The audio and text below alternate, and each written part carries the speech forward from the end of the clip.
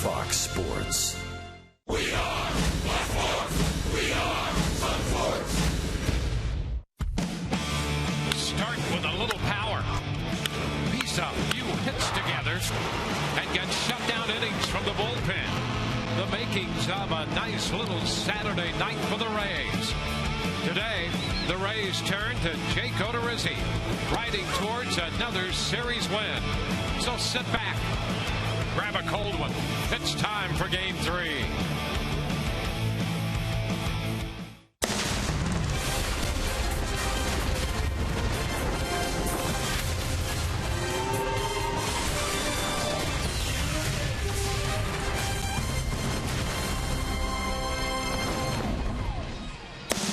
Last night at Tropicana Field, 10 runs and 16 hits gave the Rays a victory.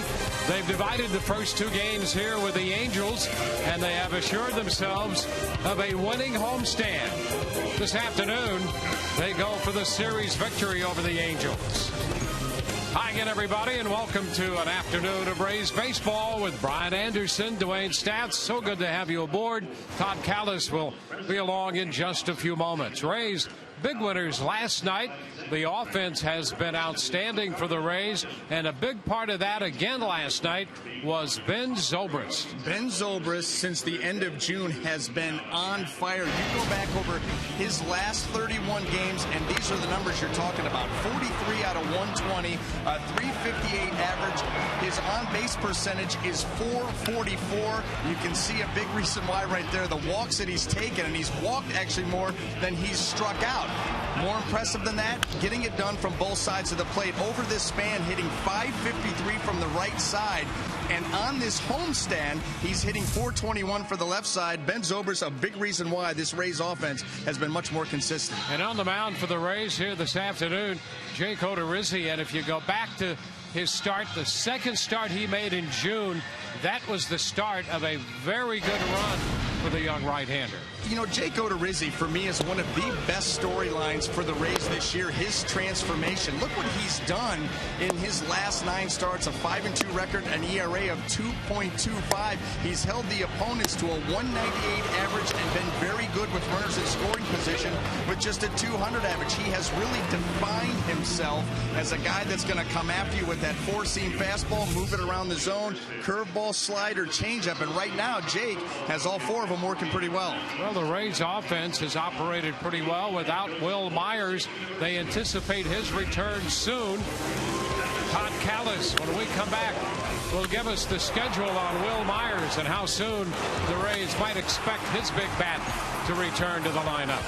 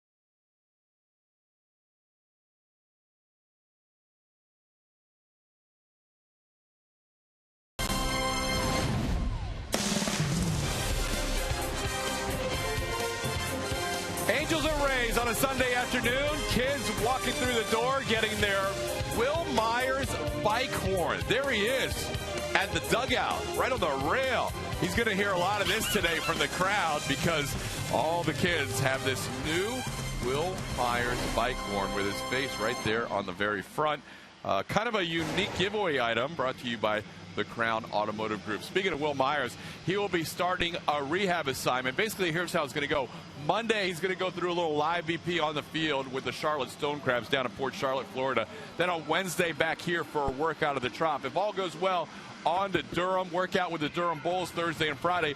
Could be playing games as soon as next weekend on Saturday. Now, Will's been on the DL since June 1st. He's a little bit ahead of David DeJesus, who's been on the DL since June 19th. They both spent a lot of time together during this rehab assignment. We caught up with David and Will to ask them about today's giveaway.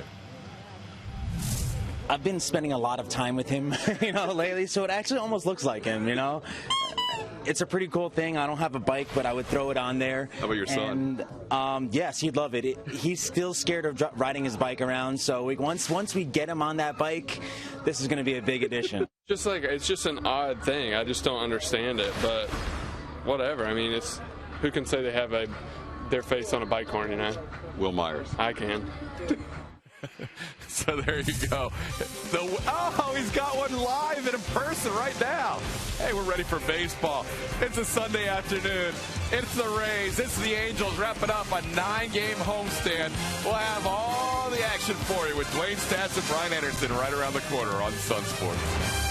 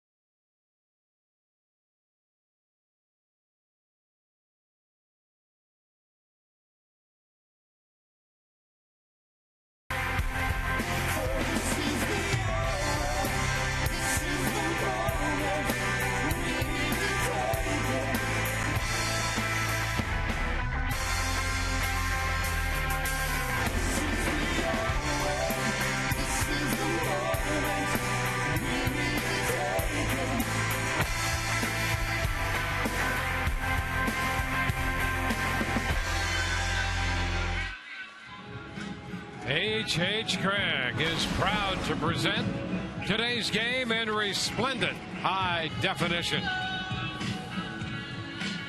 Rays wrapping up the homestand. They have divided the first 2 games here against the Angels. And this afternoon we'll send right-hander Jake Odorizzi to the mound. Rays have 5 wins on this homestand. They've gone 5-3. Here's the Southern Forge starting lineup for the Angels. Cole Calhoun leads it off. Then Mike Trout's the DH today with Albert Pujols hitting third. Josh Hamilton scooting over to play center. Eric Ibar hits fifth. Howie Kendrick at second. David Freeds, the third baseman, seventh.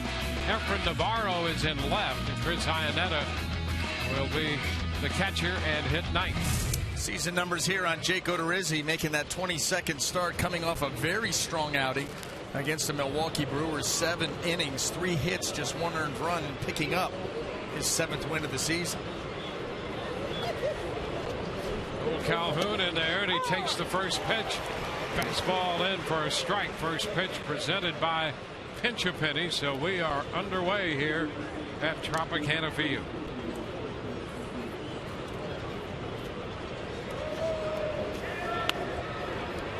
And a breaking ball from Jake. It misses. It's 1-1.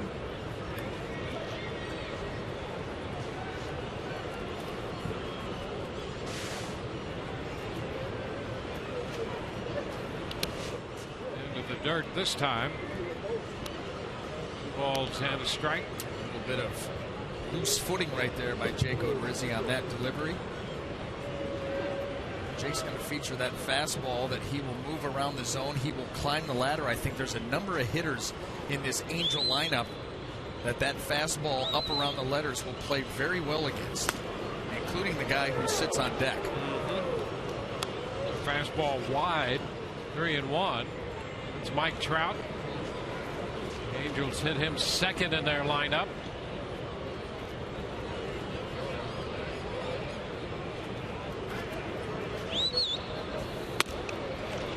And ball 4.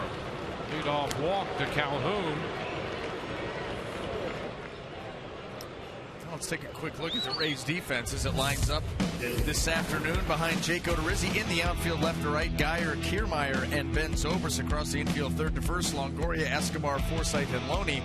Jose Molina will be behind the plate.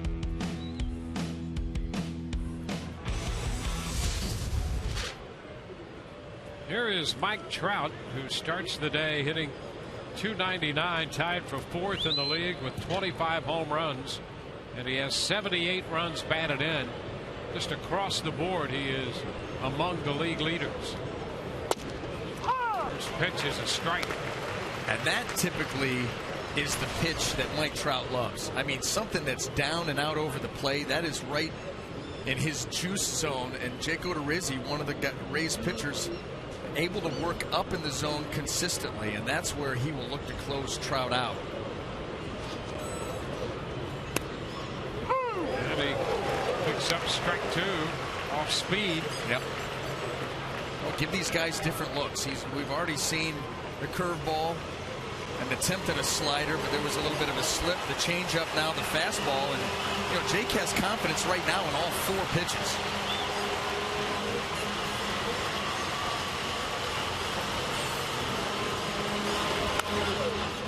Fastball is fouled back, and here in the early stages of this one, he made 5 pitches to Calhoun, now 3 to Trout, and he's had all of his pitches in play already. Yep. He is not one to prescribe to that theory of, let's keep something back for a second or third time through. Understands this is a big game, a tough lineup, so he is going to show them everything. Stairs, Molina looked toward first, but Calhoun back in.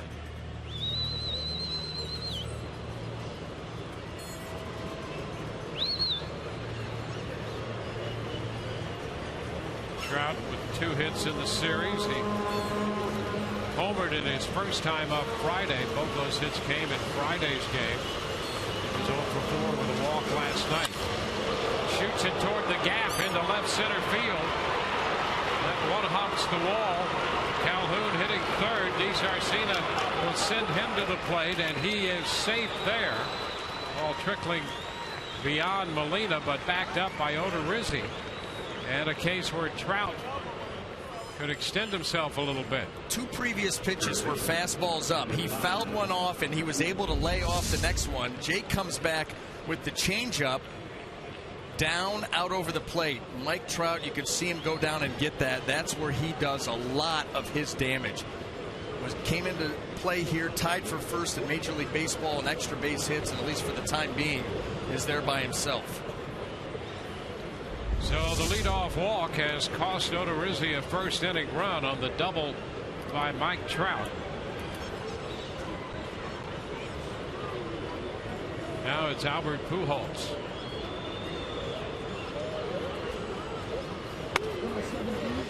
It's upstairs. Odorizzi made a start against the Angels at the end of August last year. That was here at the Trop. Gave up a run in 5 innings, and the Rays dropped that game 2-0.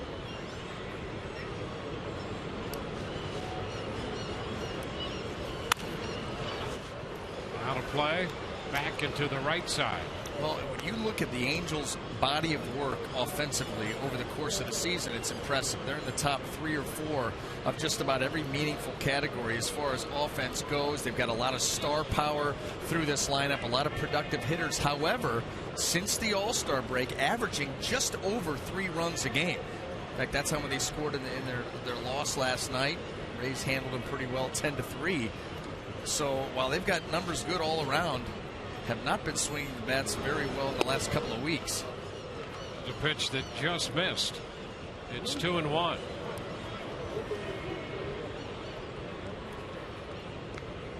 The Angels come into this game second in the league in hitting despite their recent trend.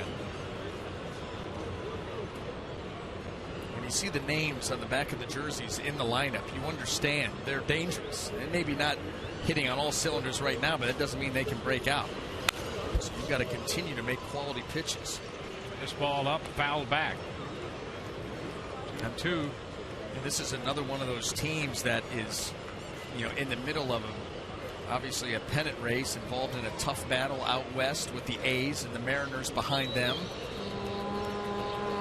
Well, they were so disappointed last year. They finished 6 games under 500. And really at times struggled in all facets of the game. They're 2 back of Oakland. This one skipping away, and over to third base goes Trout. So the changeup in the dirt skips by Molina. A wild pitch. And you got to be able to anticipate that, and this is where you want a block. You want that glove to flip over. You want to smother that baseball, take it into your body and keep it in front, keep Trout at second base. When you go for those backhands, it is such a risk-reward move, and that one did not pay off. You get Trout now to third with nobody out. And now, because of a wild pitch like that on that pitch and the way Molina played it, you have to be concerned about a man at third if you're going to throw what you would hope could be an out pitch. That's right. So it shortens the repertoire of pitches available to any given pitcher with a man in third. And by the way, the changeup for Jake Odorizzi as this season has progressed. You remember, that's a pitch that he was working on in spring training, learned it from Alex Cobb, that split changeup. And so this is a pitch that has continued to get better and better, improve, and become more of his arsenal as the season's gone on. You don't want to take that away from him with the runner on third. But you know what? You also have to have confidence that the guy behind the plate, if you do throw a finishing changeup down, chance it could be in the dirt, you've got to be able to smother it. Well, you'd like to have confidence that that could happen. But if you're out there on the mound, I'm not sure Odorizzi does right now. Be tough after that last backhand. Josh Hamilton. Pitch away. It's 1-0, so a run home. Calhoun walked, scored on the double. Trout went to third on the wild pitch, who holds his walk. Nobody out here in the first.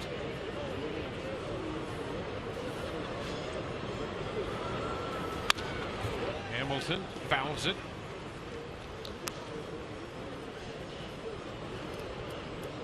Hamilton with 7 home runs.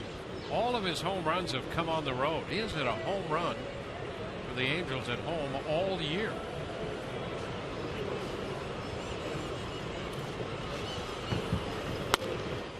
It's one of those odd stats that you come across and you start doing your own research. Like, are you sure? Not one out in Anaheim? And there's proof. Yep. There you go. If you build it into a graphic, it is gospel. Yep.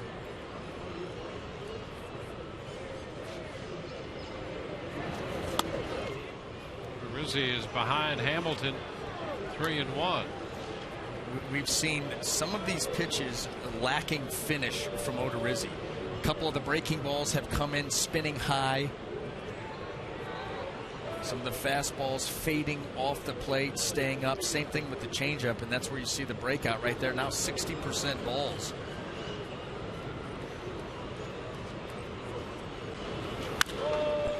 Lifted foul. Carry into the stands and run the count to 3-2. The one thing that you do want to do, and we made mention of it earlier, Dwayne, you did, talking about him going to all 4 of his pitches within the first 2 hitters. And that's fine. But you've got to make sure that you establish something early for those, the secondary pitches to play off of. If you get too much of a rotation, slider, curveball, changeup, you don't really establish anything. That's what plagued Jake Odorizzi in his first few starts of the season. Liner into center. That's going to fall for a base hit. Kiermaier makes the pickup. Scoring from third, Trout. Pujols stops at second, and it's 2-0.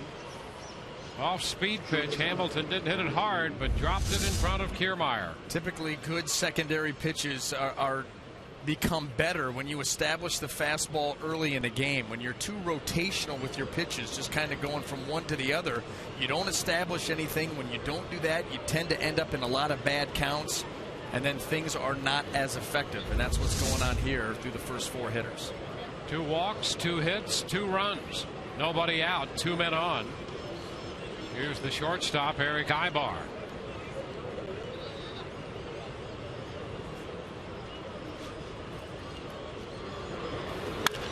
Ibar's into right, 1 hop. Bases are going to be loaded. Pujols makes the turn. So the bases are loaded, still no one out. Ibar rifles a single into right. Well, he got an elevated fastball. Jim Hickey coming to the mound, and Eric Ibar, one of the most productive hitters in this lineup, just kind of lays in the weeds as you focus on Trout, Pujols, Hamilton, but he is dangerous. Well, a tough beginning to this outing for Odorizzi. This is what we were talking about, and you remember early in the season, Jake Odorizzi really had not defined himself as a starting pitcher. You just never knew what you were going to get on a game-to-game basis as far as what he was going to bring, what pitches he was going to go with, the type of pitcher that he was. Well, all of a sudden, he locked it in, and it even goes back further than his last 9, but the last 9 obviously impressive with that .225 earned run average. And now he's a guy that you figure is going to go out, fastball to both sides, play the curveball off of that, the changeup off of the elevated fastball, and sprinkle in some good sliders down and away to right-handed hitters. That's not what we've seen in the early going thus far. And here's the issue. They have 2 runs home, and you might straighten things out, but it's put the Angels in an offensive move right now, and you might straighten it out, and they might still score a couple more runs. Kendrick has been a tough out for the Rays. Fly ball foul. Zobrist down near the bullpen mound. Look out. Boy, that's treacherous territory for a right fielder down there. Yep. When you have those mounds that can potentially come into play, you can't take your eyes off the ball here at Tropicana Field. Right there, real quick to see where they are, but the eyes have to stay on the baseball, and then it gets really dangerous trying to run uphill. Just an awkward attempt there by Ben Zobrist, and understandably so.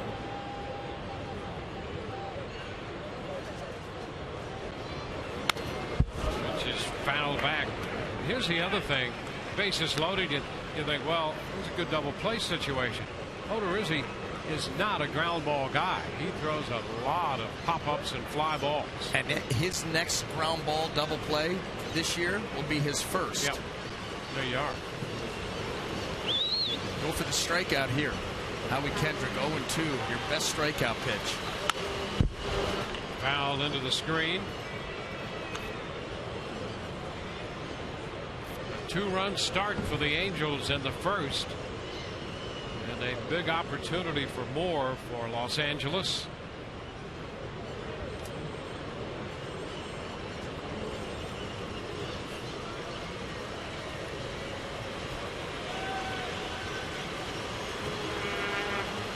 Strikeout has been a big part of Odorizzi's game.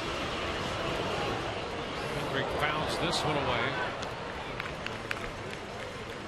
Coming in with 129 strikeouts in just under 114 innings. Strikeouts per 9 innings, 3rd in the American League, 5th in Major League Baseball. Could use one here, and the pitch with the best finish has been the changeup. Tapper foul on the change. So we'll see another 2-strike pitch. There's the breakout. Strikeouts per 9 innings in the American League. Great company for Odorizzi on that list. Darvish, Scherzer, left-hander Chris Sale.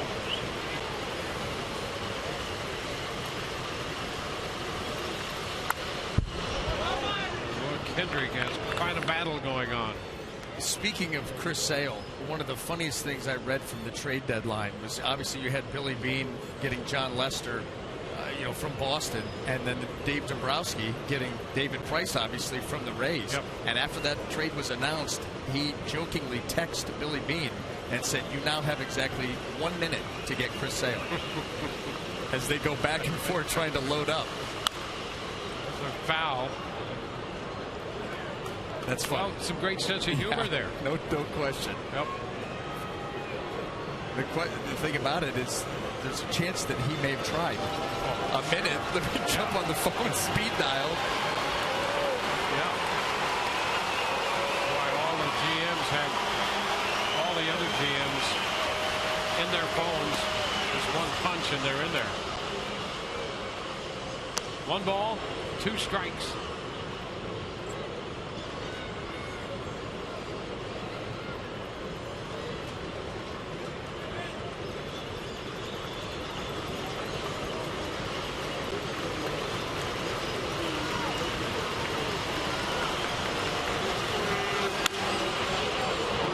Side, Zobrist in foul territory, comes up short.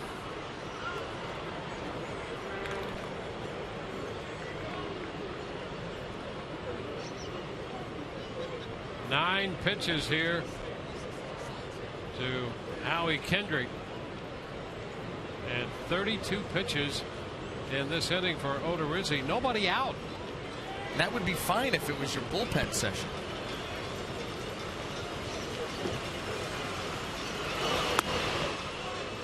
Upstairs, 2-2. So all of his pitches in play, 33 pitches now. Nobody out, 2 runs in, bases loaded. Tough spot here for Jake Odorizzi.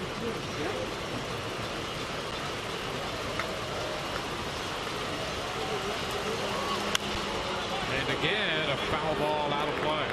We see this a lot with Jake Odorizzi. One of the reasons that his pitch count tends to get up there sooner than most. You talk about the strikeouts that he gets, and on top of that, because of the way his stuff plays against opposing hitters, a lot of foul balls. And this bat being extended by Kendrick, you do not like to see these go this far. Fouls this one.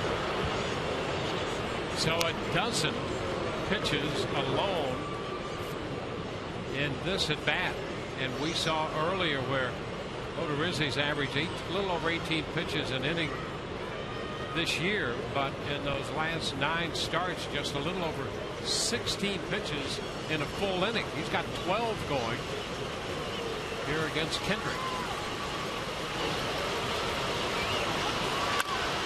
Fly ball, right field. Zobrist will have to go back, turns around and lost sight of that ball. That drops in there. Now they score a run, and they have a runner hung up off first. The Rays are going to finally get an out. The Angels score one run. Hamilton went to third and Ibar to second. Kendrick, anticipating a lot more action than that, was already down a couple steps away from second. First of all, the ball should have been caught, and that's exactly how Josh Hamilton played it. He did not. He was too close to second base, so he's not going to be able to get far enough to score. This was going to end up being just a single on this right here as Ben Zobrist gets all turned around, loses sight of that baseball, not able to make the play. But Howie Kendrick, assuming a double, is going to get caught out on first base right here. So the Rays finally get an out. Infield comes up with 2 minutes scoring possession, and Freese chases that pitch for a strike. There's Kendrick, you see, just a few steps short of second. He has to go back.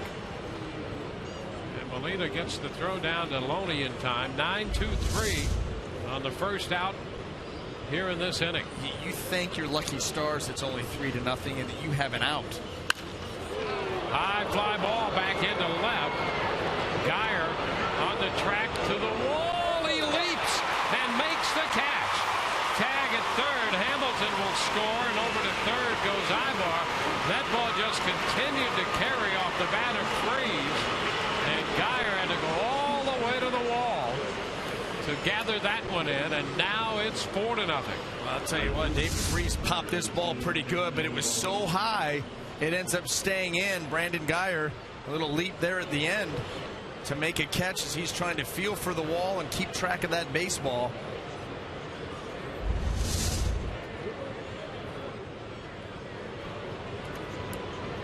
Boy, what a strange beginning this has been in the top of the first.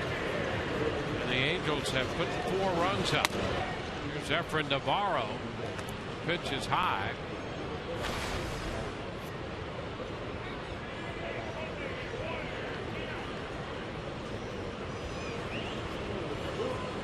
Runs, 4 hits.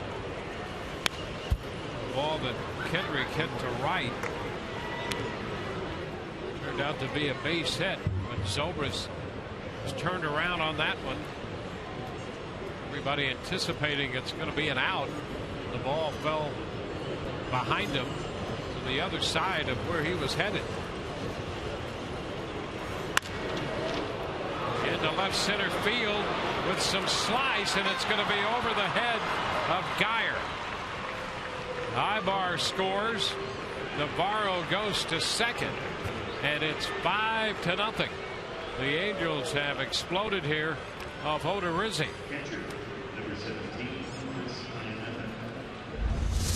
Well, a ball driven out there with some slice, and Brandon Geyer just comes up a hair short. That ball looked like he was right off the edge of the glove.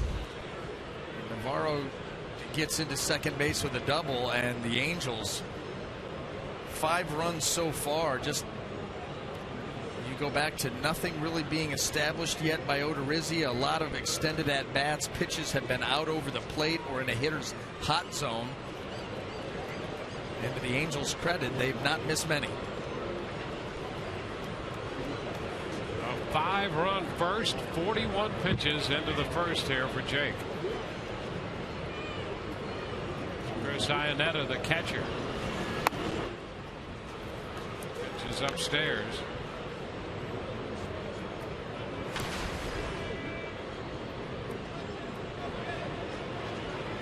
Iannetta had a pinch hit single last night. A couple of doubles in the first game of this series. Makes a big cut, misses. 1-1.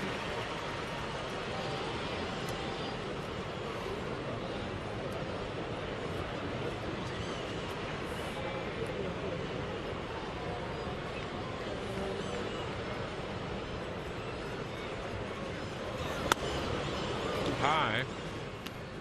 Odorizzi has a very good chance of putting together this inning. with a pitch count that would be 3 times as many as he's averaged per inning during this recent stretch over the last couple months. You're closing in on about half of his allotment for a game. Yep, 45 pitches right now. And you can understand why the stuff starts to suffer now. He's been out there working for a long time, and the sliders that he's been throwing in this at bat look more like cutters. Very flat, no tilt to them. And a swing and a miss. He strikes out Iannetta on the change, but the Angels score 5. Bottom of the first coming.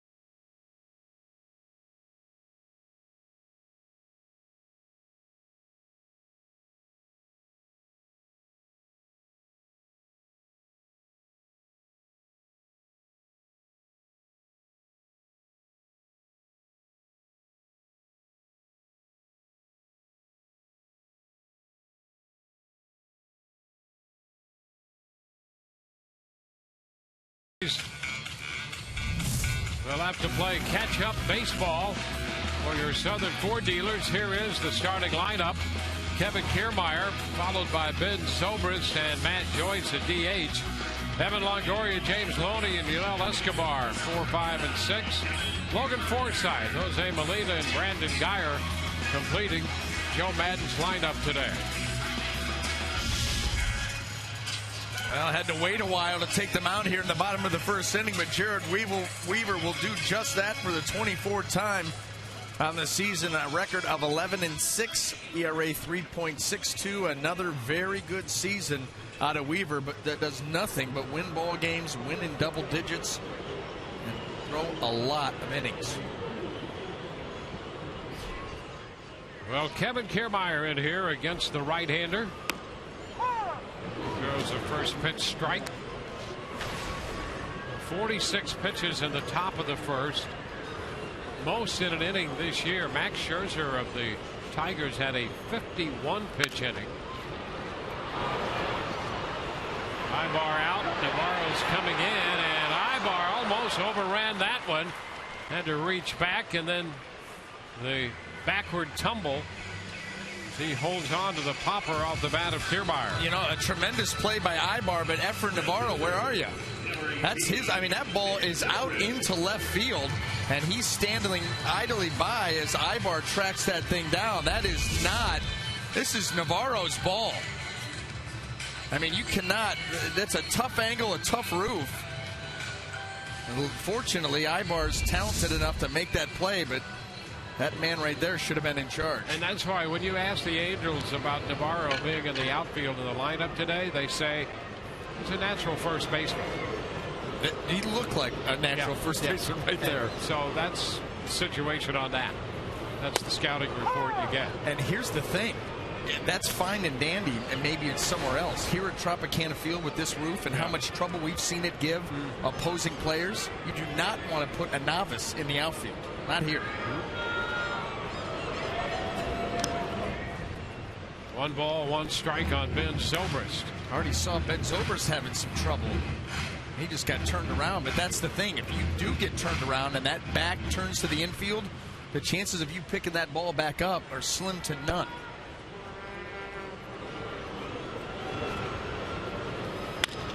Chopper by the mound. Kendrick handles that one. 2 gone. Let's take a look at that Angel defense as it lines up this afternoon in the outfield, left to right. Efren Navarro, Josh Hamilton, and Cole Calhoun across the infield. Third to first, David Freese, Eric Ibar, Howie Kendrick, and Albert Pujols. Chris Iannetta will be behind the plate. You're a pitcher, you go out there with a 5-0 lead. Just business as usual?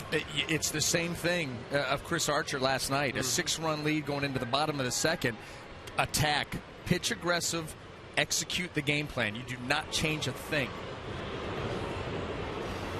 Matt Joyce takes this one off the plate in. The moment that you start pitching to the score is the moment you'll find yourself getting into big trouble. You've got to assume that score is tight each and every time you take that mound. Joyce checks on a pitch upstairs. 2-0. Weaver out there, not overpowering. His fastball to 86, 87, and a wide assortment of pitches. Up with that one. And a fastball mid-80s. Yeah, one of the very few finesse right-handed pitchers that you will see. But he's got a great idea of what he's doing out there. And like you said, a wide assortment. The fastball, he'll cut it, curveball, slider, changeup, you name it.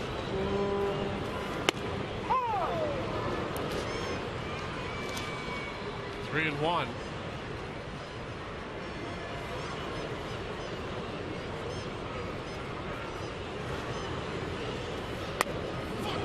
Ball 4. Joyce draws a walk. Well, the Rays have some hitters with good numbers against Weaver in past matchups, and Longoria, who's coming to the plate, is one of them. He's 5 out of 15 with 3 doubles off him. He's lost his last 3 starts against the Rays. Yep. And a couple of those were not impressive outings. The Rays jumped him pretty good. We're going to have to do the same today. Dig themselves a big hole here in the first.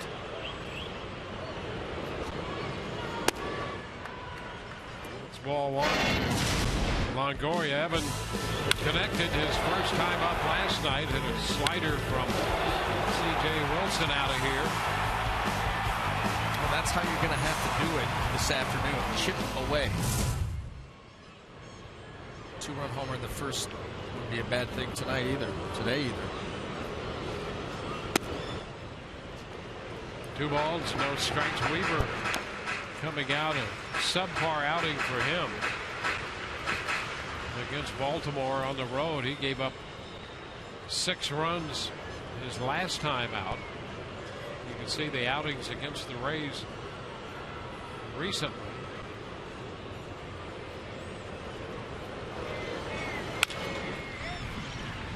Two and one, a foul ball through the coaching box.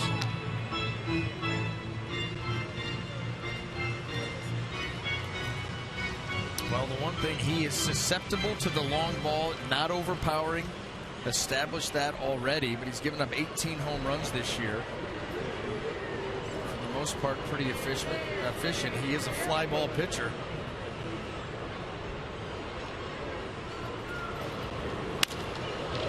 Into right field, Calhoun closing and gets there in time on the run to make the catch. No runs, a walk, and a man left. On to inning 2, 5-0 Angels.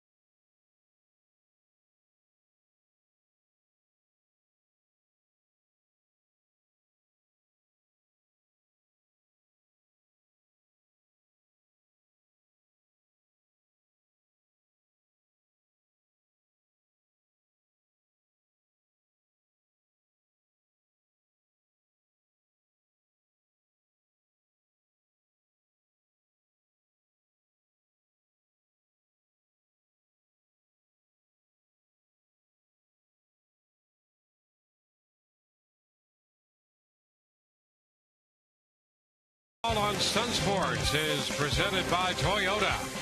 Let's go places. And by Checkers. Big Philly flavor, small price. Checkers Philly cheesesteak. And the new Chicken Philly, each just $1.99.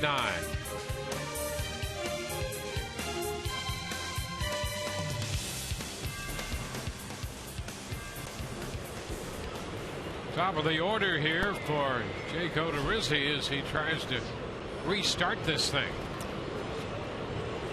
Touch for 5 in the first, and there's a first pitch strike to Calhoun this time around. He walked him to start the first, but he made 46 pitches. He was out there for 26 minutes in the top half of the first. 2.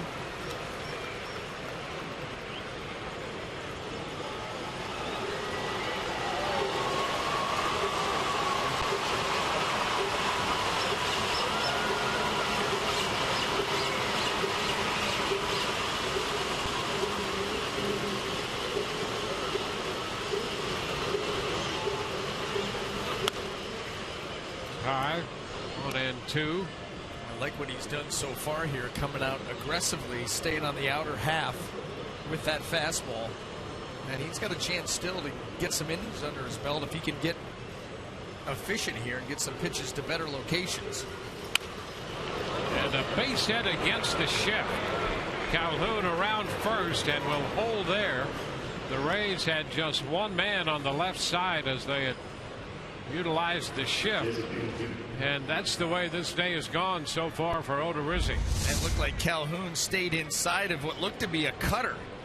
Mid-80s, that ball slicing in on his hands, and he just stays inside of it and forces this thing out the other way where there is nobody. Once the ball leaves the bat, you can see that no one had a play, and another hit for the Angels. There's Mike Trout.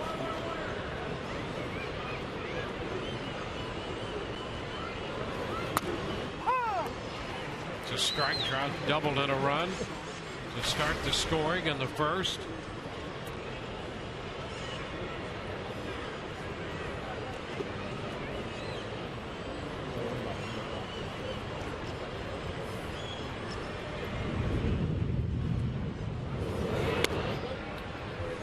Upstairs, you know, sometimes you'll hear managers talk about putting their best hitter in the number 2 spot. You always think of, well, the best hitter is going to hit third. I think if there was ever a lineup where it made the most sense to put a guy like Trout, who's your best hitter number 2, it's the Angel lineup. And this particular player. Yeah. You know, here's a guy has power, he has speed, you've got a good lineup, you've got Pujols who can hit third behind him. You got to get Trout up to the plate earlier in the turnover of lineups. There's a base hit through the hole on the left side. Calhoun advances to second. Trout is aboard because he's a guy who can get on base, help you that way. He's also a guy who can drive in runs. And it's amazing that he has the number of RBIs that he does hitting out of that 2-hole. A lot of opportunities, you know, a lot of that had to be, you know, down in the order a little bit with Hamilton out with injury, but he's hitting .314 with men in scoring position. Yeah, that'll help, but you need those guys down in the order to be getting on, and or Cole Calhoun. Yeah, if you're going to bottom of the order 8 and 9 guys, you know, you hear managers in the American League talk about the second leadoff hitter batting 9th. Well, that benefits a guy like Trout as well if he's hitting second in the order. There's Pujols, 2 men on and nobody out in the second.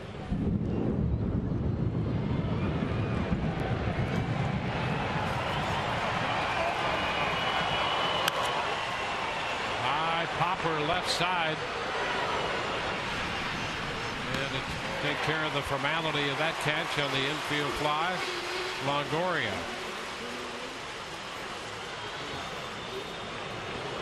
One away. Heard that thunder with some weather in the area here.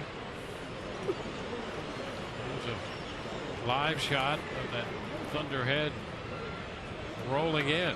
Guessing it's coming from this direction.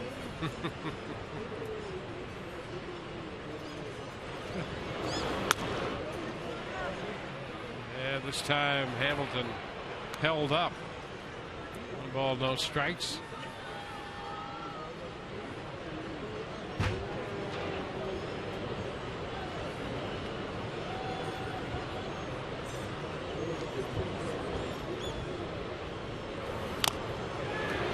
Back into the mid of Molina. 1-1. Rizzi now with 58 pitches, 46 of those coming in the first pitch. Ray's record was Victor Zambrano. He had a 54 pitch inning back in 2003. Right back down the middle, deep center. Kiermaier turns around and in front of the wall makes the catch. And the runner's back to tag and hang on.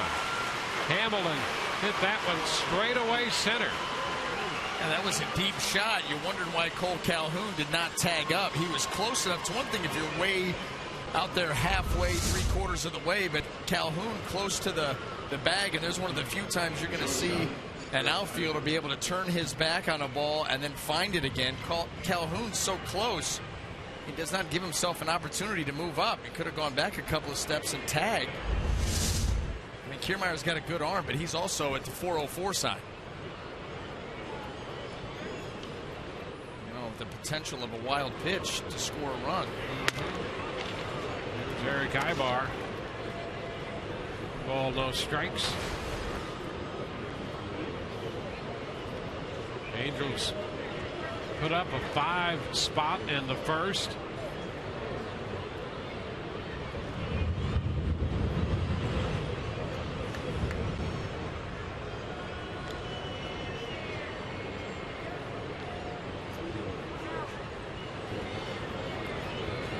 Molina, Rizzi get together. At 54 pitches, the team record. Zambrano back in 03. The 46 thrown by Odorizzi. That's 9th on the all-time team list for pitches in 1 inning.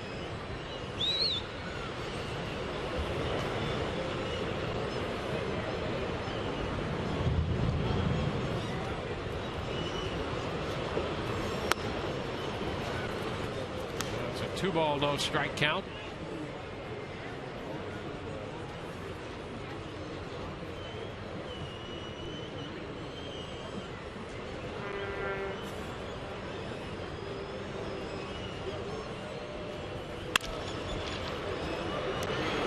Forsythe at second makes the play. Couple of hits to start the inning. Those men are left. It's still 5-0 Angels.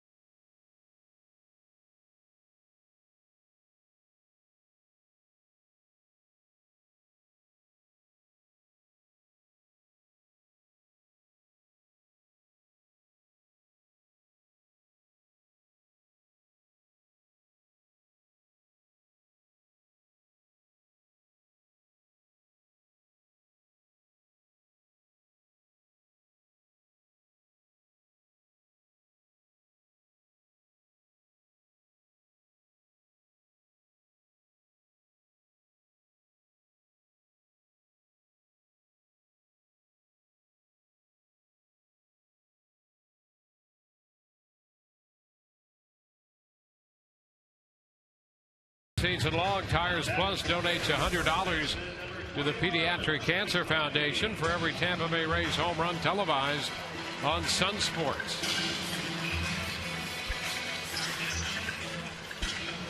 Well, the Rays will send James Loney to open the home half of the second.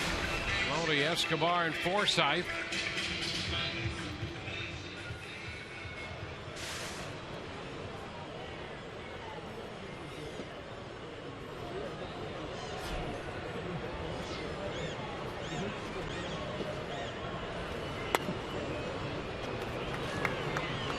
Low and Loney.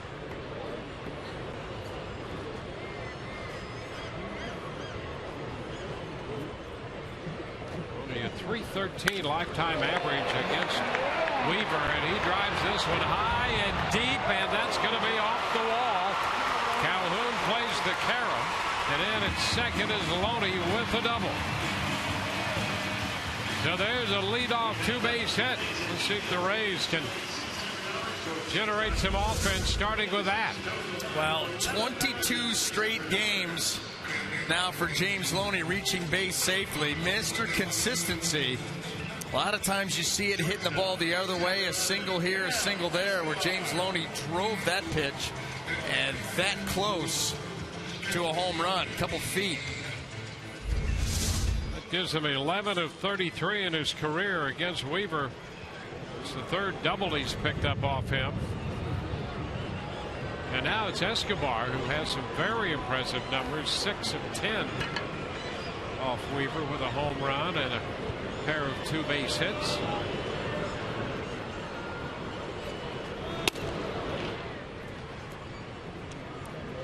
Well, the Rays, they're just going to continue to battle you, and you have a feeling that this game is going to tighten up. 5-run lead, but Jared Weaver has shown nothing yet to think that he's just going to absolutely dominate this game. You're going to have chances. And Escobar takes ball two, a couple of cutters to start the sequence of pitches to the Rays shortstop.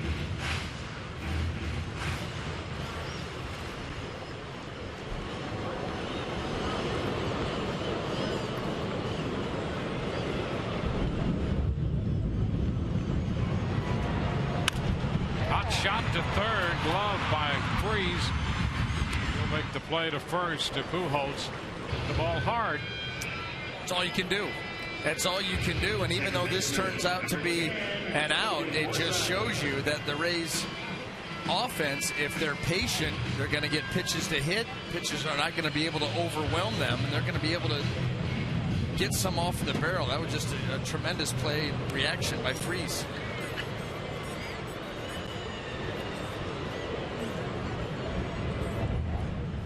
Logan Forsythe.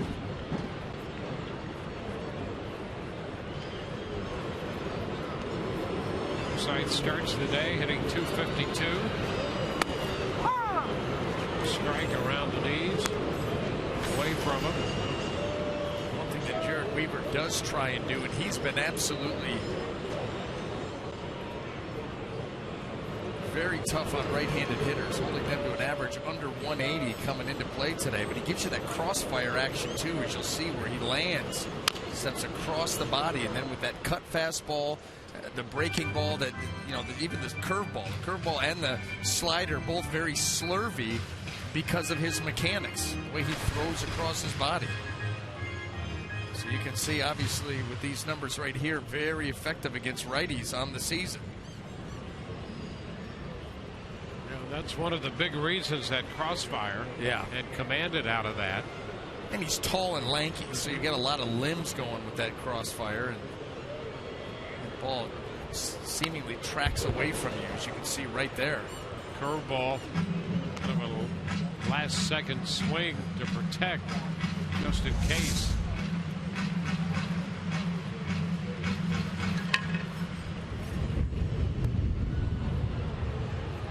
Forsythe prolongs the at-bat, fouling that pitch away.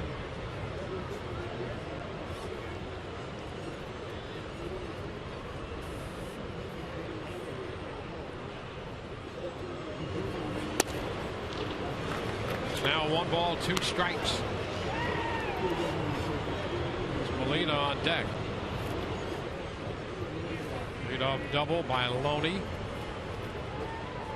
Base in the 22nd straight game. That ties his longest streak with the Rays. He had a 30-gamer. He was in Los Angeles with the Dodgers.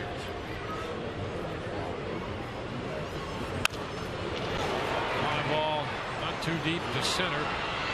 Hamilton, 2 gone. So Loney, who led off with a double, still at second with 2 outs. And Jose Molina will bat. Molina still looking for that first home run. He does have a career home run off Weaver. Among the hits he's collected off this right-hander, a double and a home run. 4 for 13 overall against him.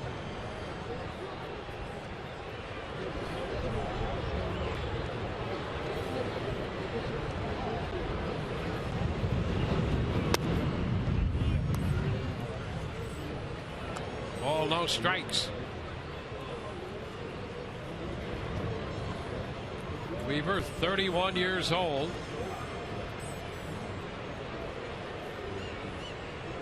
Two years ago, 120. He was 20-5 in 2012 for the Angels.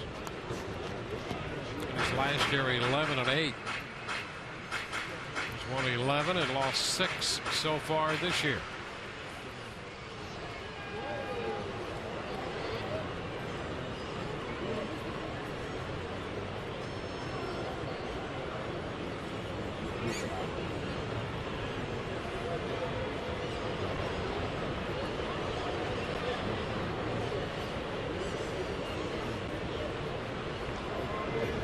Molina waiting for the 2-0 pitch.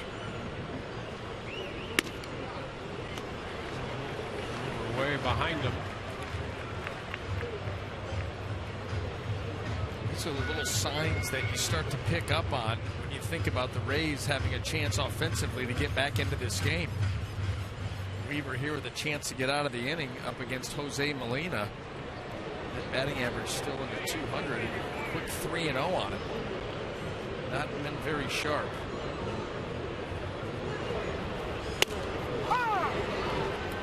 Molina takes it for a strike, 3-1. Although the Rays, when presented with opportunities, are going to have to do a better job. A leadoff double. Get him over, get him in. Or just straight up get him in. Need to cash in, down by 5.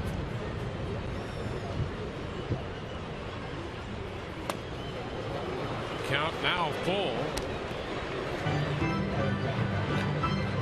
That delivery there by Weaver, that crossfire action, and Jose Molina's front hip opened up early. And so that, once that hip starts to leak, the hands, the swing are going to follow, and just never a chance to hit that pitch. To do a better job of staying in there here and to get the same result. There's ball 4.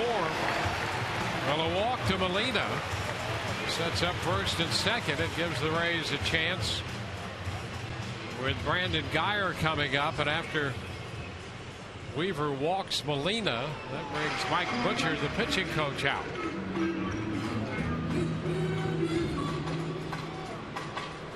Well, these are the kind of mistakes that are made to allow a team to get back into a game.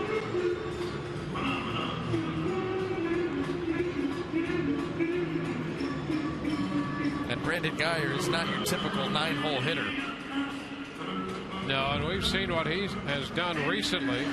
As recent as last night, Guyer hitting out of the 3rd spot, drove in a couple runs with a single. In the 2nd inning, when the Rays scored 4, he's on 4 times with 2 hits, a walk, and he was hit by a pitch. Well, with Desmond Jennings out of the lineup, Joe Madden makes the decision to move Kiermaier there. Well, guess what? He liked Kiermaier in that 9-hole as the wraparound guy. You know, slide Brandon Guyer down there to be that guy. And here we go. Fouls it back, and here is an opportunity that would be very big if the Rays could come out of this with something on the scoreboard. It'll liven up that dugout. What Geyer's done in his last 10 games, hitting .381.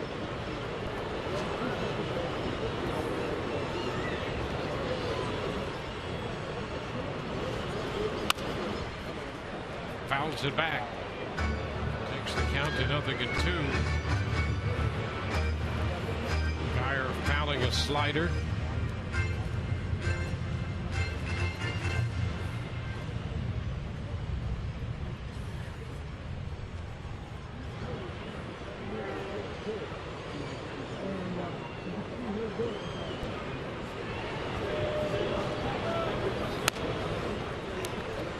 Upstairs. 1 ball, 2 strikes.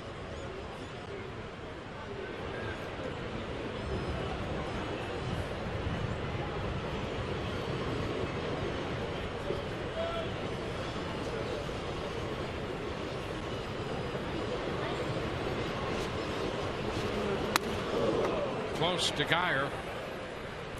It's 2-2. These right-handed hitters so ready to dive across that plate to try to get those pitches that are sweeping, cutting towards the outer edge, that anything close in is going to stand them up.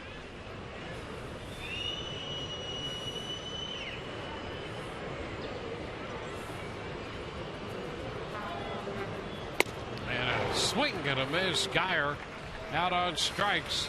Slider gets him. Rays leave 2 and trail 5-0.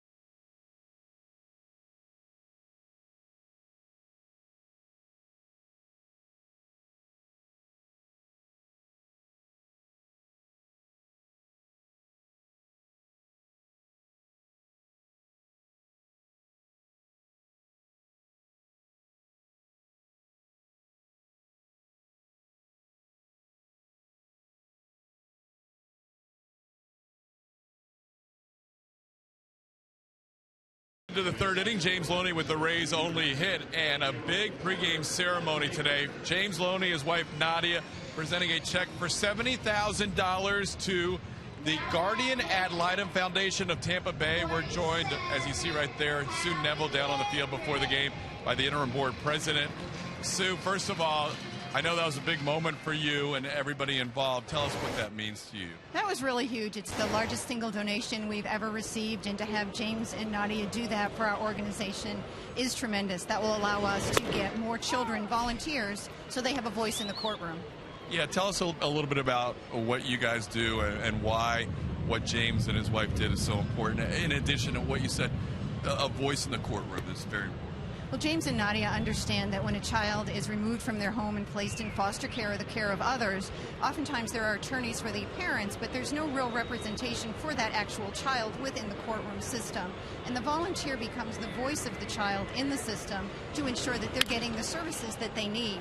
It can be from therapy or to make sure that they're not moved in schools. Nice play by Brandon Geyer on the warning track to retire Howie Kendrick for the first out. Tell us a little bit more about how people can get more information. We're seeing the website that people can go to visit. Great. The website would be herotoachild.org. It will tell you more information about how to be a volunteer. So we appreciate the time. I know it was very important for James Loney to be a part of that, so thanks for joining us today to tell us. Thank you very much. Appreciate it. All right, guys, back to you. All right, Todd, thank you very much. Freeze up here. The first pitch is a strike. Angels putting a 5-run first inning on the board against Odorizzi, who made 46 pitches in that one. 1 out, bases empty, and an 0-2 count to Freeze.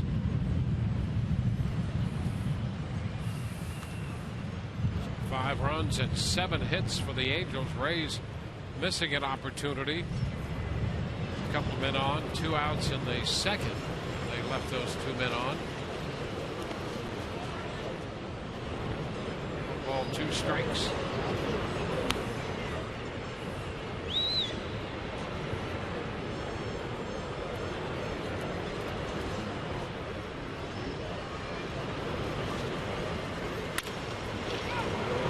Center field falling in front of Kiermaier. So on the 70th pitch of the game for Odorizzi, he gives up the 8th hit collected by the Angels. It's now time for you to tweet your photo using hashtag SunSportsFanPhoto for a chance to have it shown in our broadcast later in the game. Brought to you by AT&T.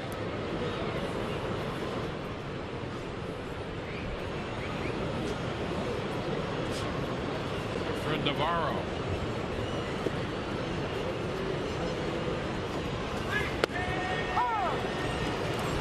Which is a strike.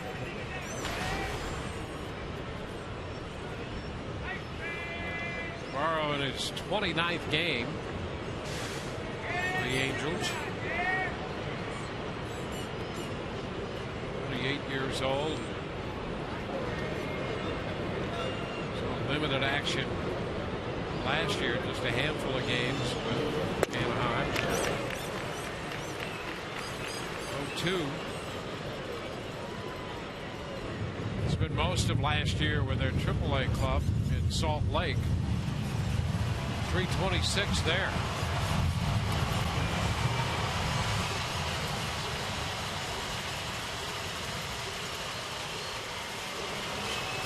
Nothing in 2, the count. It the other way. Geyer in line to make the catch.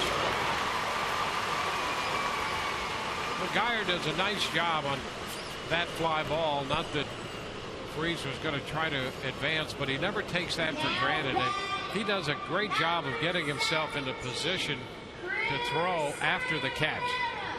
Play through the end. I mean, play it till the end. And you're right. Brandon Geyer assumes nothing. And that goes for everything. That goes for a play that's not going to be his. He doesn't assume Kiermaier is going to get to that ball. He's going to back him up and be right there for any potential help that's needed. He's going to hustle to balls and not assume a guy's going to stay at first for a single. You'll see guys in that situation just camp under the ball, get there and make a catch. Okay, big deal. But he made sure that he got behind that fly ball, made the catch, and so in case something happened that the runner might try to advance, he was in a position to make a play. The right side foul. Loney's after it and comes up just short, right along that short wall.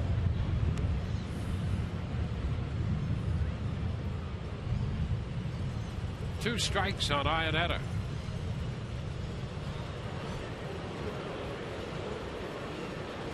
But that really stands out. 16 pitches in the second, 13 so far in the third, but 46 in the first.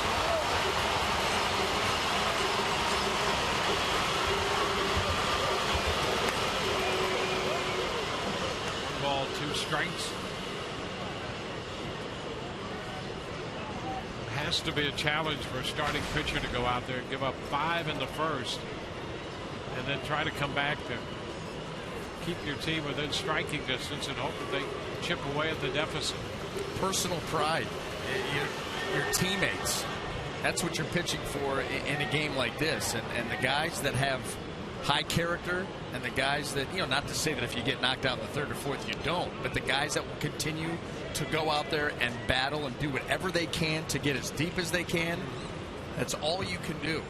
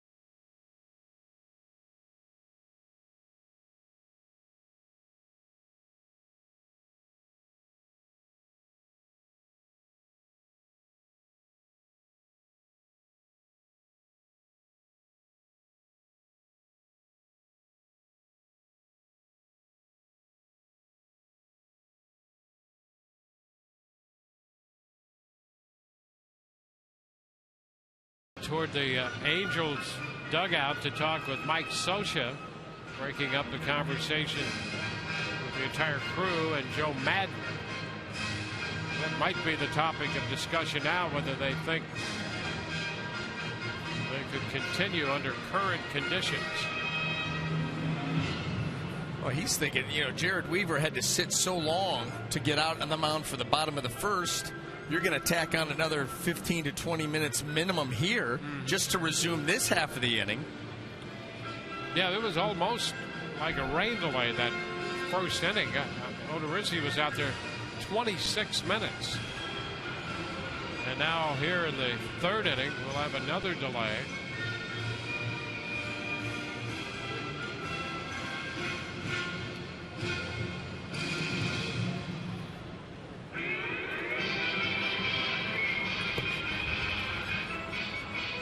Scioscia,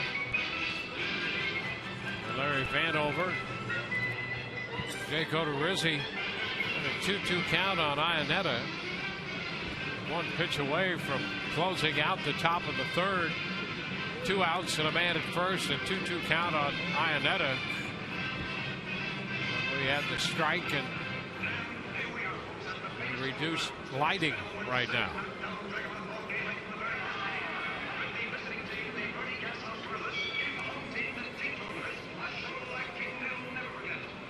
So while Joe Madden talks it over with 3/4 of the umpiring crew, Larry Vanover has broken up his conversation with Mike Scioscia.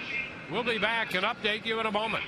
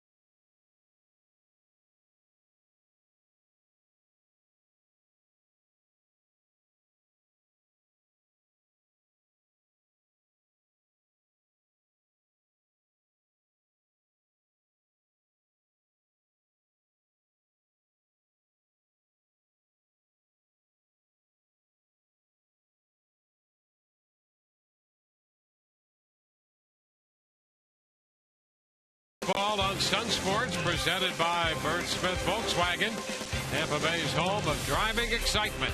Visit BertSmithVW.com. And by Blue Bell Ice Cream.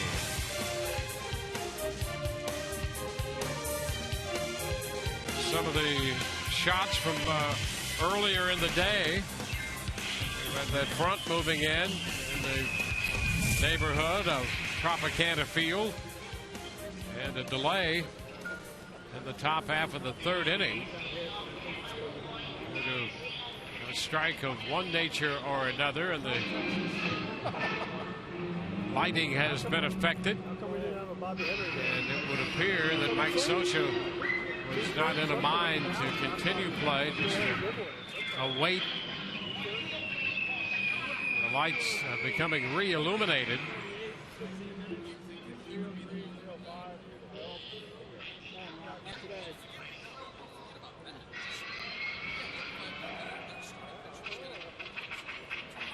There's Odorizzi sitting in the Rays dugout. And however long this delay will be, it will be longer for Jared Weaver. And that's why I find it surprising that Mike Scioscia would be the one that would not want to play. I'd want to get right back out there and continue this. It's depending on how much longer it is, and we referenced the delay Weaver had to get out there to begin with. This really would be a second prolonged delay for Weaver.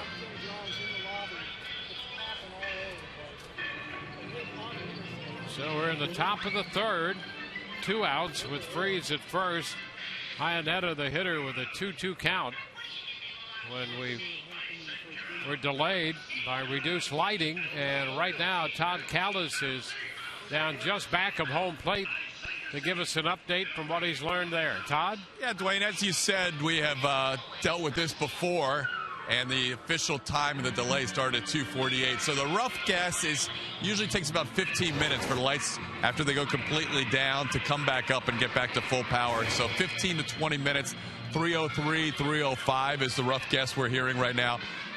They're not sure if it was something down the line, which has happened before. Power hit down the line that affected the lights here at Tropicana Field. Every once in a while, you do get a direct hit to the outside of the stadium that impacts the electricity inside the stadium. But today, they're not sure. They do think it's down the line, but we're still getting confirmation of that. So right now, as we sit here at 2:55, the best guess is a 3:03, 3:05 resumption of play, guys.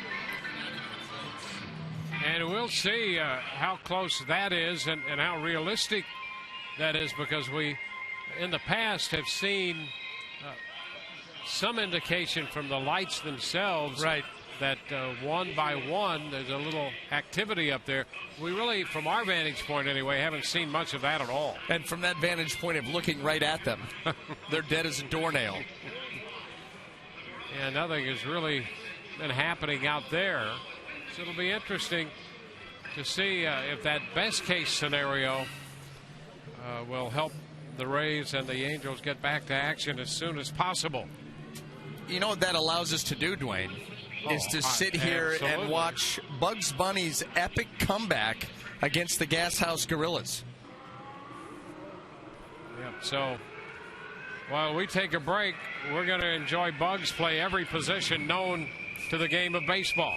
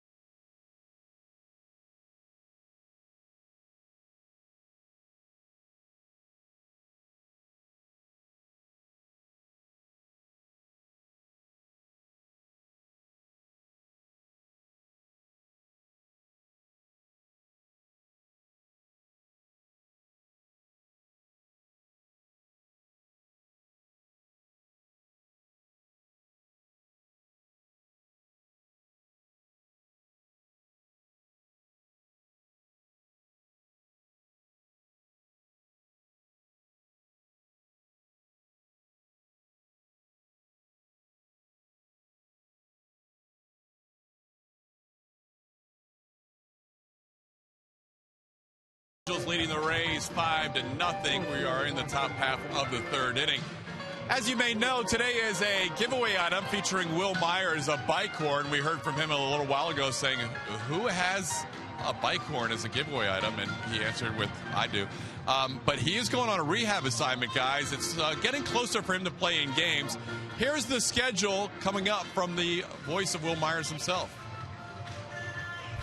Big plans. Tomorrow, I'm going to Port Charlotte, hit on the field for the first time. Yes. I'm excited about that.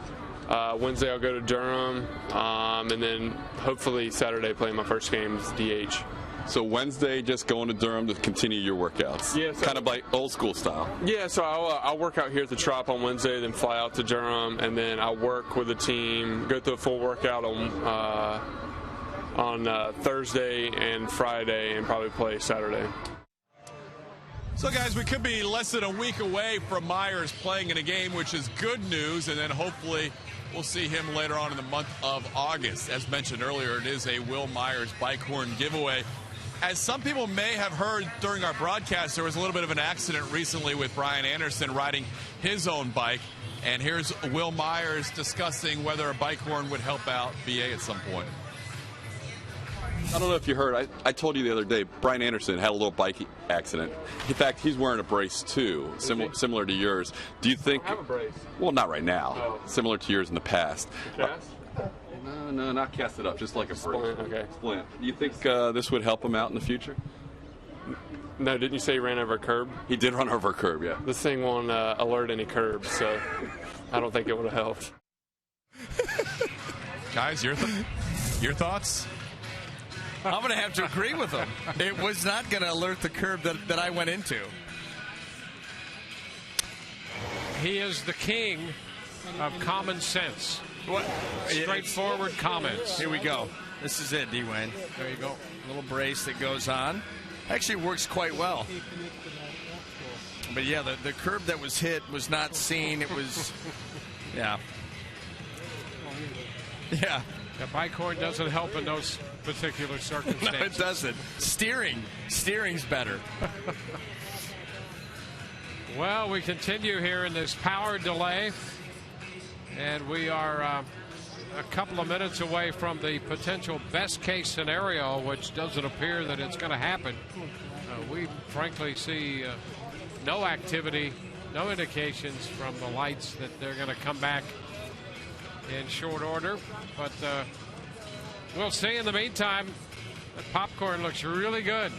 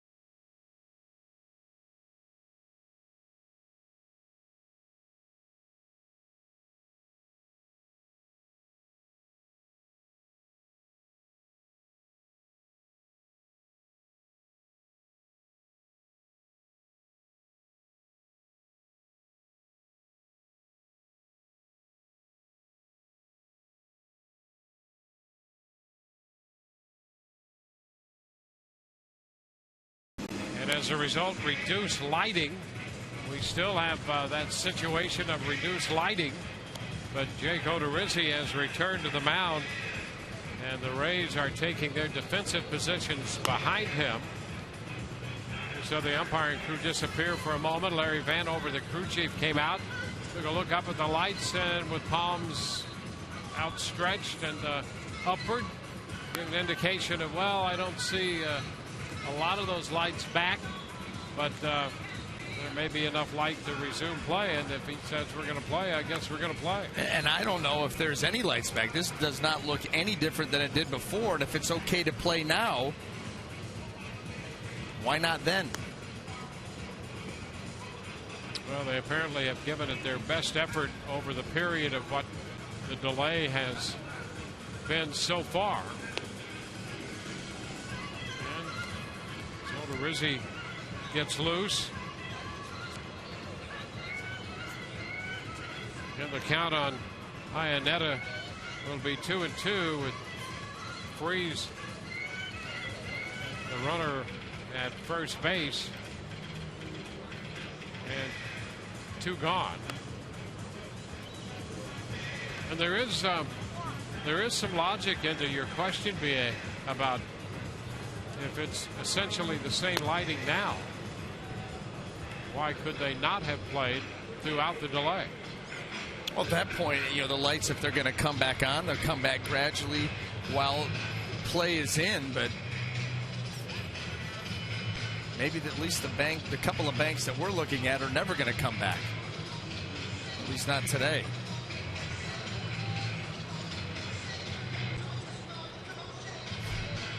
So it appears we're going to have a delay of between 15 and 20 minutes, or around 17 right now. And there may have been some of those lights from behind us. We said earlier, from our vantage point, we couldn't see all of them. And there may be, as we start to pick up play here now, a little more improved lighting. Iannetta with a 2-2 count. He bounces it to third, foul. It's as if a big dark cloud has moved through. You see that happen. The sun's blocked for a while. Now here we go. 19-minute delay.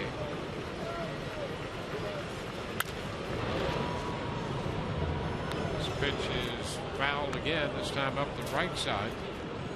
Learning from Todd Callis that there was a hit down the line somewhere that resulted in reduced lighting here at Tropicana Field.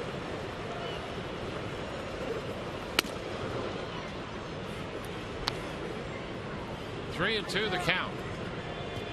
The man on the street who gets answers. And they're digging all the time. Relentless.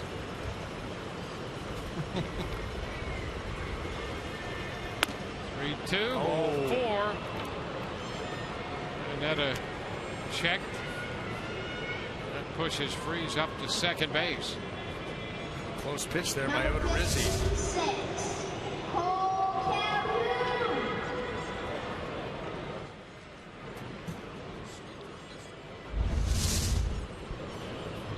Two men on, 2 men out, top of the order. Calhoun hitting again.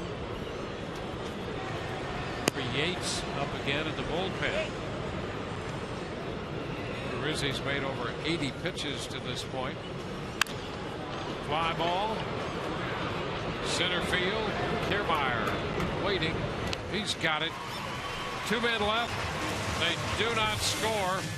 We go to the bottom of the third. 5-0 Angels.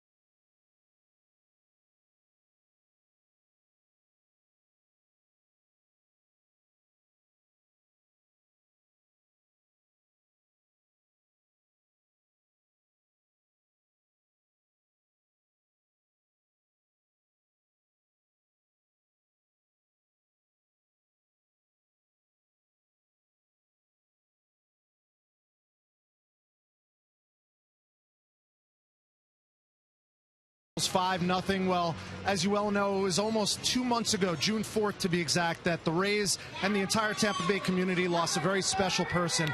Don Zimmer passed away on that day, and nearly 2 months to that date, the Rays took their team photo. This was yesterday, and if you notice near the front row, there's the Rays version of the missing man formation. Joe Madden took to Twitter to say, "We left an empty chair in the coaches row of the official team photo today. Zim is still so much a part of our group." There's the chair that would be filled by Don Zimmer, still in their thoughts, in their hearts, in their minds. And if you've ever been in the Rays clubhouse, you know the Zim jersey still hangs in there too, guys. Thank you, Rich. Zim will be remembered here not just for the remainder of this year, but as far as we can project into the future. A great impact on this club and this community. Kevin Kiermaier takes a strike. Bottom of the third underway. Kiermaier, Zobrist, and Joyce. Breaking ball back into center. Hamilton makes the catch. Kiermaier is the first out. So another extended delay for Weaver. The first one came when his teammates scored 5 in the first 26 minutes.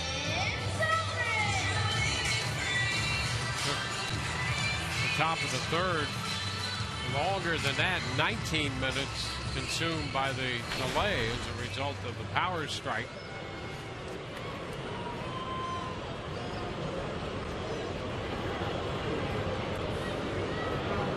Ben Zobrist.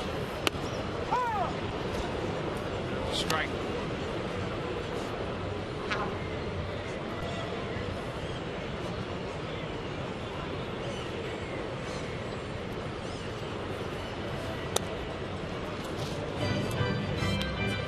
One ball, one strike.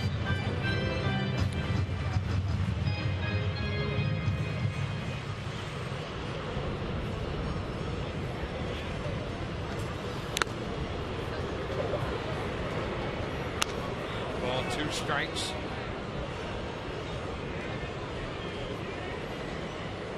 Matt Joyce on deck.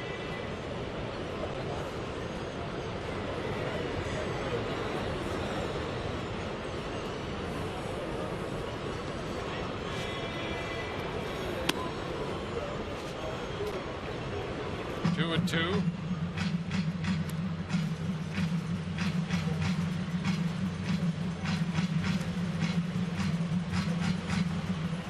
Weaver made just over 100 pitches in his last outing against the Orioles in Baltimore. And Zobrist out in front on that slow curveball. That one at 66 miles per hour. He's featured the changeup to Ben, and now this curveball that just seemingly never gets there. You see how far out in front Ben was. He has been absolutely red hot at the plate. And a hitter like that, you've really got to start to mess with his timing. We were able to be successful in that at bat. Base is empty, and Matt Joyce bounds it straight back. Out of play.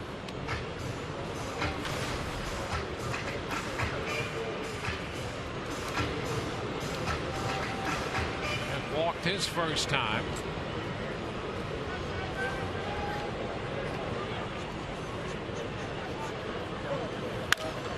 High fly ball deep into left center field. The Marlins there in front of the track to make the catch, and the Rays are up and down 1, 2, 3. We go to the fourth. It's 5-0 Los Angeles.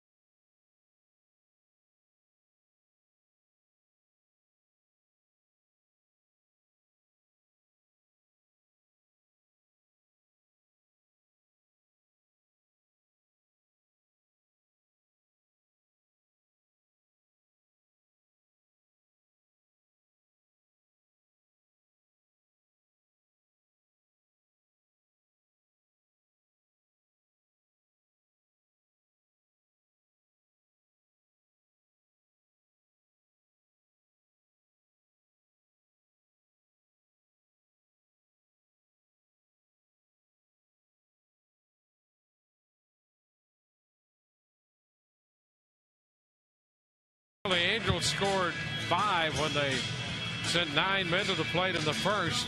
That's been all the scoring to this point. As we go to the fourth, we'll take time for our Coors Light timeless moment and go back to 1959 in a break from tradition. Major League Baseball scheduled a doubleheader as part of an effort to boost the players' pension fund. First game held July 7th at Forbes Field in Pittsburgh, home of the Pirates at that time, and the second game held on August 3rd in Los Angeles at the Coliseum, the home of the recently arrived Dodgers in LA. So 2 National League venues. First game resulted in a 5-4 victory for the NL. The American League won the second game 5-3, and the experiment of staging 2 All-Star games each year continued through 1962, after which they reverted to just the single All-Star game every year. Mike Trout takes the pitch low. Kirby Yates, the new Rays pitcher, making his 18th appearance. Trout cut and a miss on the fastball. It's 1-1.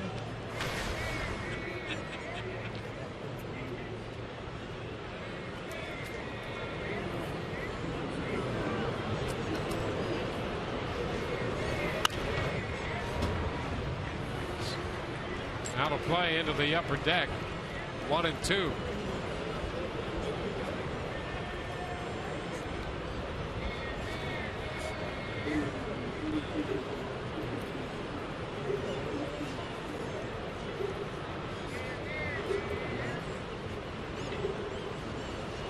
A ball, 2 strikes. This one fouled back.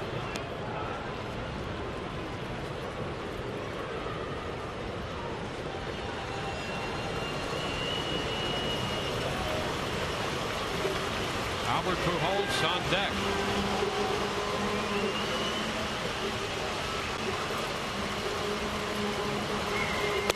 Strike call on that outside edge. Slider got him. So Yates strikes out Trout to start the fourth. Sharp pitch. Sinker slider from Kirby Yates. A lot of sinkers to Trout. Then he comes back with this slider. 84.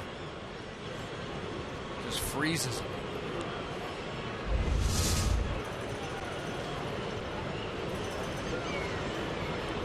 Most walked in their 5-run first and scored a run. Chopper to the middle, and Forsythe is there. He was on the shortstop side of second and the range to his left, but he makes the play. It's a 4-3 as the Rays second baseman made that play. Look at Forsythe, a very solid defender out there at second base. You know, it's interesting about that trade, and I know in the pregame you talked about the Rays bullpen and the job that Boxberger has done down there. You remember when that trade was made and when the season began, Boxberger had trouble staying up here. He was back and forth between here and Durham, and Forsythe was struggling, and there were some questions about whether that was a trade that was going to stand up in the aftermath of sending Alex Torres out to San Diego. Cut and a miss, and a nice pitch on a changeup right there, 1-1. And Boxberger has turned out to be rock solid. And now Forsythe showing that he can not only play multiple positions well, but he has contributed with his bat. And there still could be more to come from that deal. A couple of arms in the minor leagues, including Andres at the AAA. He's had a nice year down there, primarily a sinker baller, starting pitcher. So we'll see how that works out, but the Rays have gotten to this point from Boxberger and from Forsythe. So it's worked out pretty well to this point. And that's why any of these trades, you start thinking about the David Price trade from a couple of days ago, you'll have to just wait and see. Time will tell how they turn out. It's just like when everybody wants to go out after the draft and immediately grade your draft. No. We'll see. Give it a couple of years. There's going to always be an initial knee-jerk reaction. That doesn't always mean that that's the way it's going to turn out. Yep, that's right. And whether that grade's good, bad, or somewhere in between, the immediate grade, very difficult to put much credibility in any of that. In fact, all you have to do is pick a team and go back 10 years and look at their top 10 picks. Who hit and who didn't. That shows you what an inexact attempt at science that is. A lot of variables go into working your way through the minor leagues and getting to the big leagues, and once you get to the big leagues, staying and then being successful. Swing and a miss. Hamilton out of there. Couple change-ups in the sequence by Yates. Something that we haven't seen a lot of from him, and that was very effective. 1, 2, 3, 4. 5-0 Angels.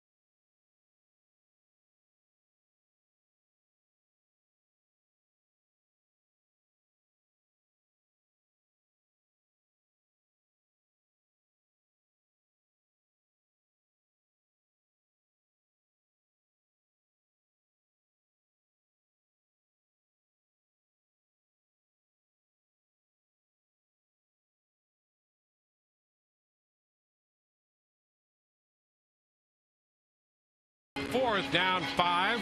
Tune in after today's game for a new episode of Inside the Range titled Cooking with Longoria. Kelly Nass takes you to Evan Longoria's new Tampa restaurant, Ducky's. The two battle in a cooking competition. Check out Inside the Range Cooking with Longoria, airing at 5 p.m. following Rays Live.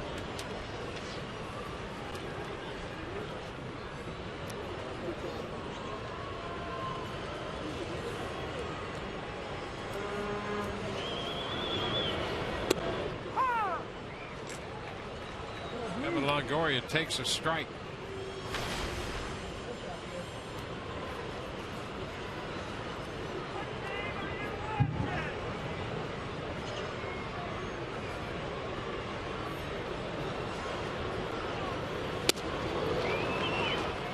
To the count.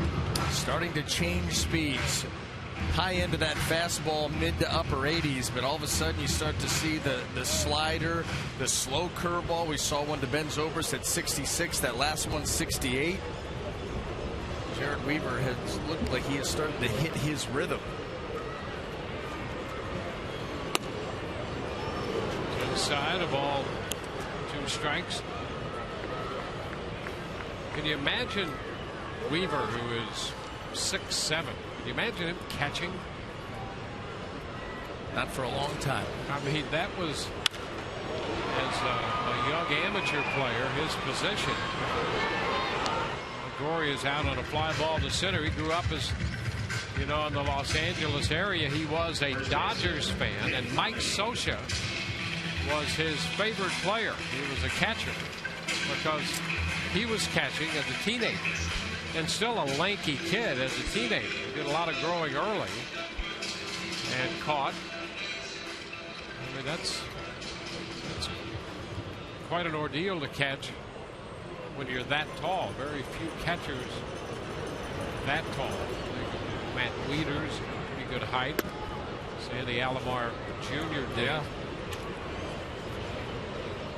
I don't know the count to Loney. Now here he is pitching and playing for his favorite catcher, Mike Scioscia. He lifts it into short left. Ibar out there and can't get it. He corrals it, trying to make it over the shoulder catch. And Loney is 2 for 2. Shortstop,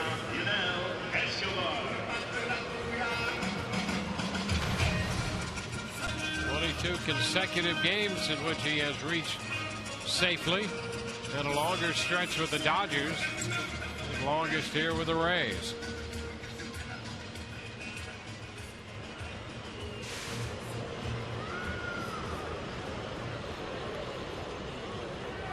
Yanel Escobar, he hit the ball hard his first time up after Loney had doubled off the wall in right center field.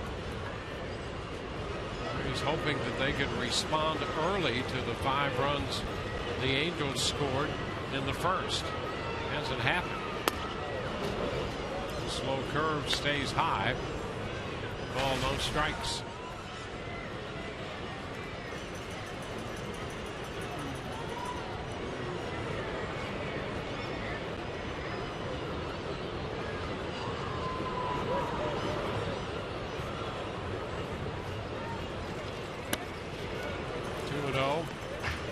Extended first inning to this point has ruined the Rays' Sunday afternoon.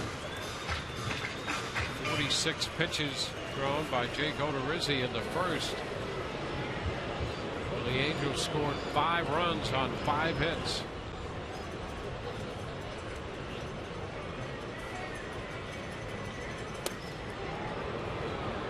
A 2-1 to Escobar. Off-speed pitch. Jared Weaver anticipating that swing right there from Yanel Escobar, and that's why he goes with the changeup at 75. The Rays have 17 outs to work with.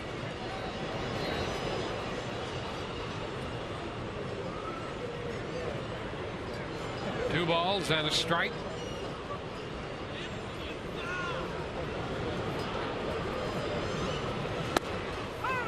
A strike on the outside corner. 2-2. Boy, if you're a team down by 5 and you've got 17 outs, that doesn't seem like very long.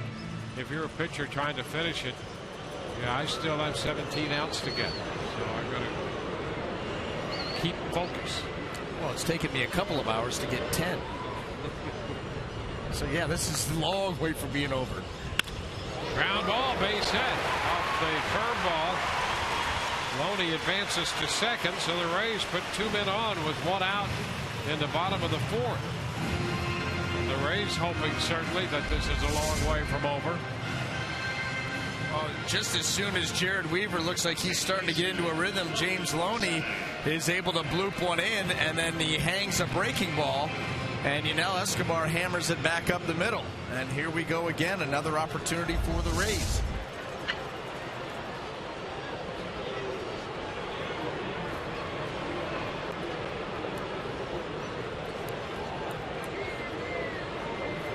Logan Forsythe.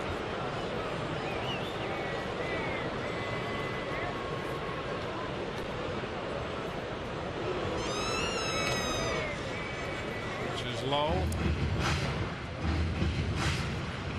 Forsythe 0 for 1 with a fly ball to center. His first time up. Boy, his last time up last night, he hit a towering home run out to left center field. That opened a 4-run 8th and route to the Rays' 10-3 win.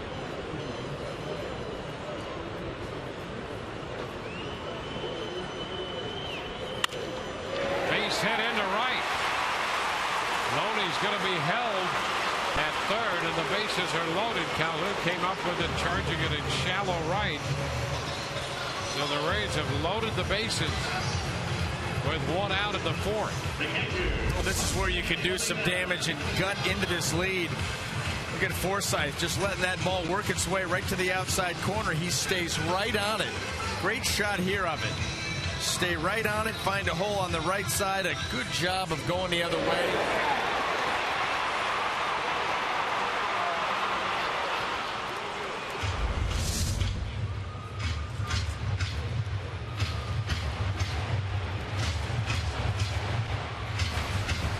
So the bases are loaded, and here's Jose Molina.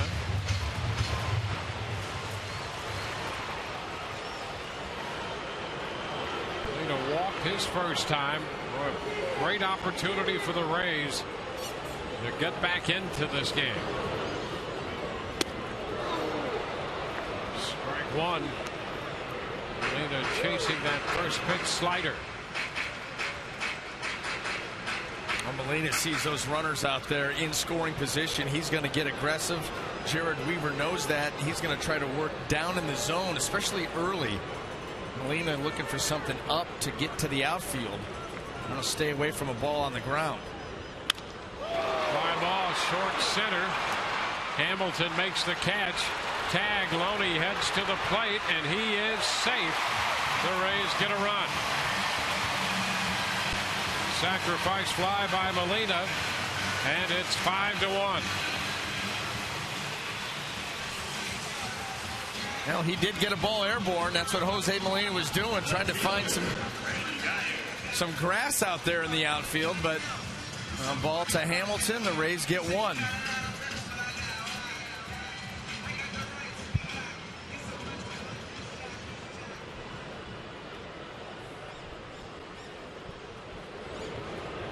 Molina drives home Loney. 2 outs with men now at first and second. This is Brandon Guyer in the box.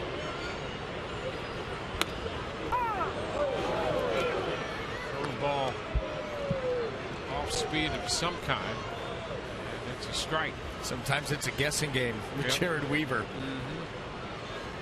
Changing speeds even on the off speed pitches.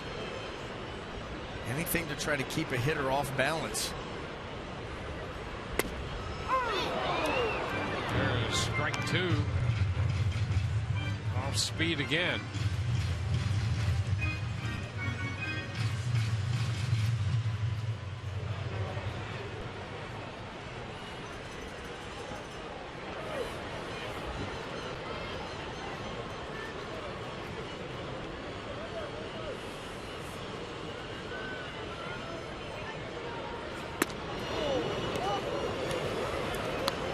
Ball and 2 strikes.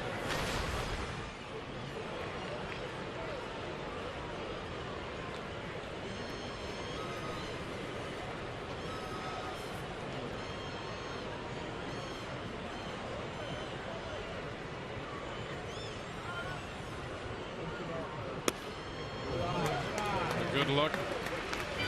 Pitch down. He laid off.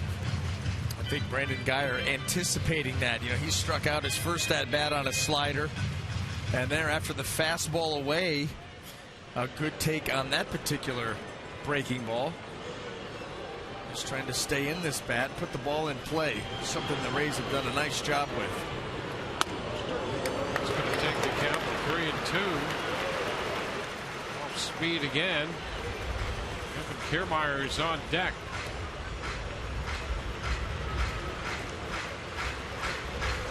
3 hits in the inning. Rays now have 4 in the game. We're in the bottom of the 4th.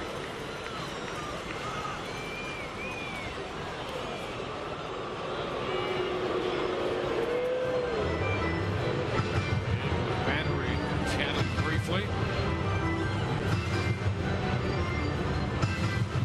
The count all the way out to 3-2. Escobar and Forsythe be off with the pitch.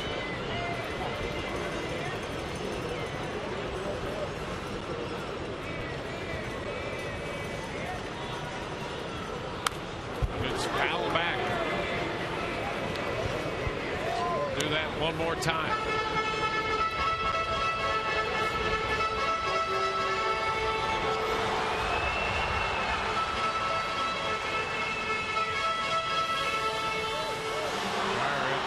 Bass was on 4 times last night. A hit would be big here with a full count, 2 outs. Runners at first and second. Lines this one foul. It was the slow curve. Well, if Brandon Guyer can maintain strike zone discipline, this is going to work in his favor. I think really the only way that Weaver's going to be able to get him is if he gets Guyer to expand. He's got him to swing at the last 2. Sometimes you get a hitter into swing mode like that, he's more apt to expand his zone. But if he stays out over the plate, Guyer's going to put a good swing on. Guyer fouls this one back, forcing another pitch. Another catch in the front row down the right side, and another gentleman brought a glove. Increases your percentage.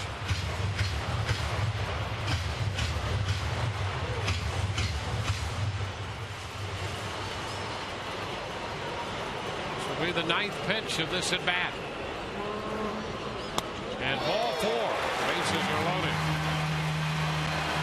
And the Rays reloaded with 2 outs. The walk will get the Rays back around to the top of the lineup. Kevin Kiermaier's on his way to the plate. And this is the spot here for Jared Weaver where lineups have given him a hard time. 3rd time through the lineup. Batting average, production goes up dramatically. And this would be a great spot for it with the bases juiced. Kiermaier getting his 3rd look of the day here at Weaver.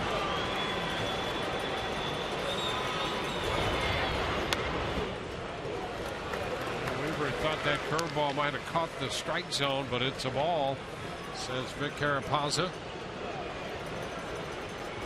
Force him out over the plate. Do not expand. That is what he is trying to get you to do with the slow stuff. And it's popped up off speed. Pujols makes the catch.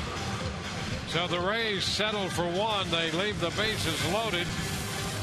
On to the 5th, 5-1 Angels.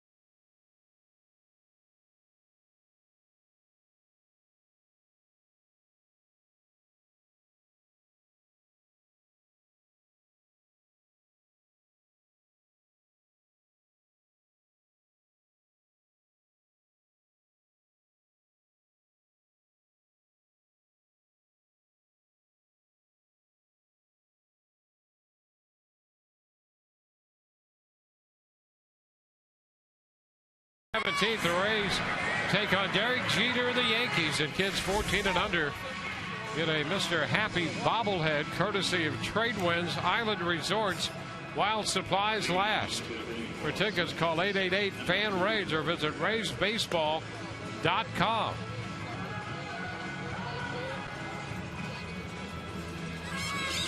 Making good use of the Will Myers bicycle horn. Will Myers is taking a savage beating right now. Manhandled. Boy handled.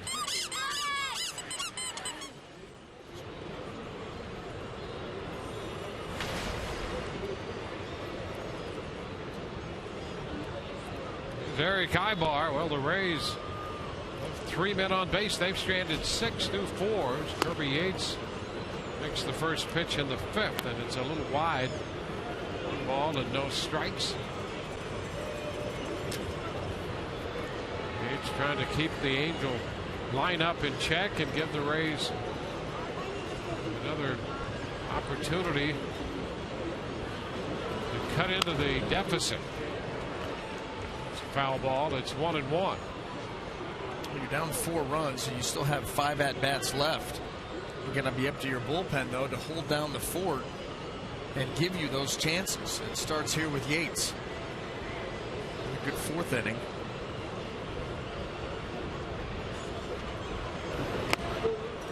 It's 1-2.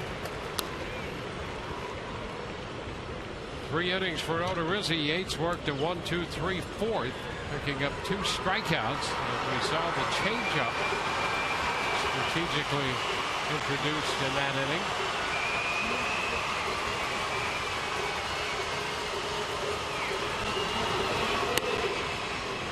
The count is 2 balls, 2 strikes.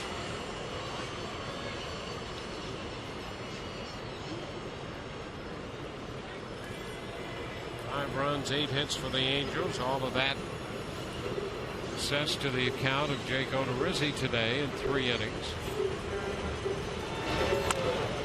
Popped up, foul ball, carries back into the stands.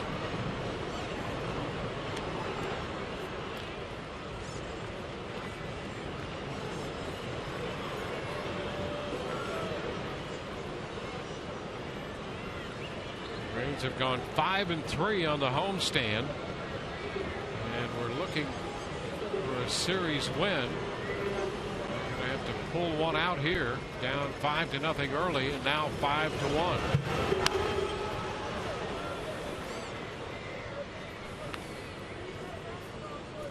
To the count.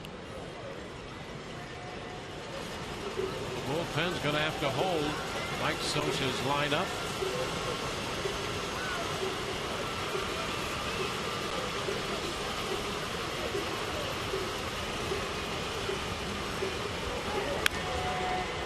Ball into left, and Geyer's there to make the catch. So this is one of those situations where the Rays super fan Joe Gugino might say it ain't over yet. Joe, 104 years old. His birthday actually on the 31st of July, but no game then, and so we wanted to take this opportunity to wish Joe a happy birthday for number 104, which was a strike to Howie Kendrick. Been a big Rays fan. Loved Rocco Baldelli. And if a Rays player has a good day, he too could be an Italian player. 2 the count. I don't know what big item Joe got for his birthday this year, but he got one of those exercise bikes last year, I think. And how about that? So, it's not a bad present for 103. Yeah, I'll tell you, the old railroad man is still very active and rooting for the Rays. He still plays the clarinet in the Tampa Community Band at 104. That is a full life. And then some. My goodness. Ground ball knocked down by Yates. Tossed to first. 2 gone. I kind of like the idea of the stationary bike as opposed to the one that bounces off the curb. You wouldn't be wearing that brace if you had a bike like Joe. Yeah, this thing's not getting, you know that little internal clock you have on injuries and how long they should take before they kind of clear up. Yeah. Got this one pretty good. Pretty good. I just like the deft advice I've received from Will Myers. Short and to the point. Yep. Doesn't move curbs. Thanks.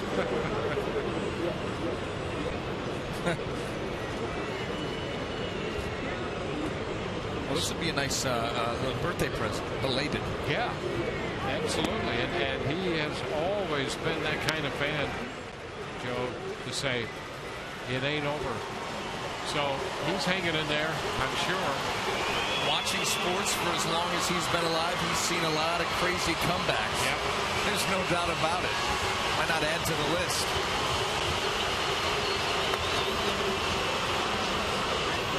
Ball, 2 strikes.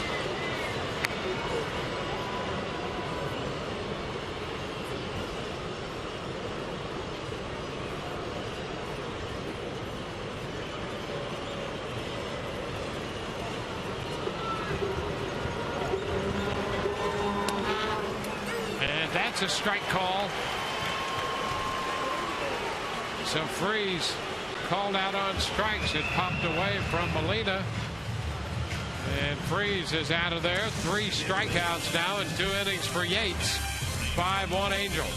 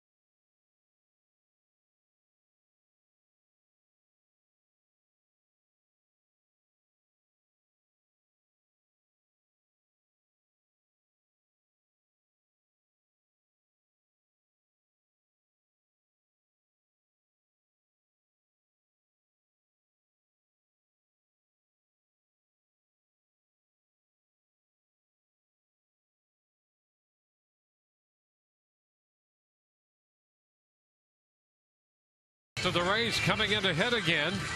Keep your drinks cool while supporting your favorite team. Get the exclusive Rays cooler only by purchasing a Tampa Bay Times ticket tandem when the Rays take on the Yankees Friday, August 15th. Visit RaysBaseball.com/tandems for more information.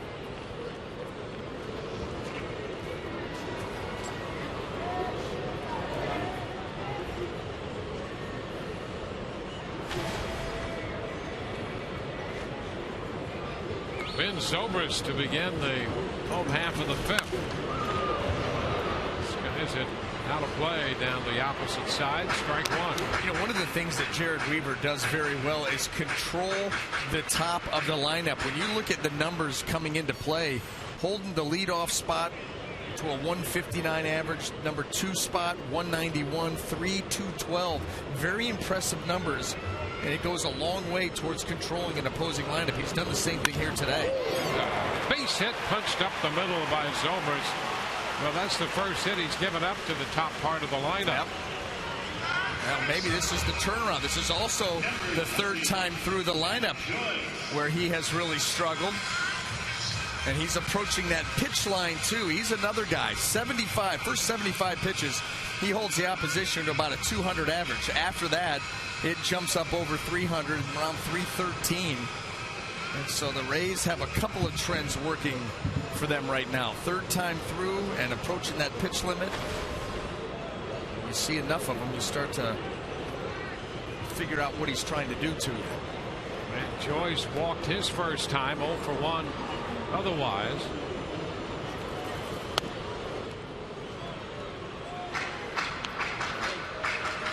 And out in front of that changeup for a strike.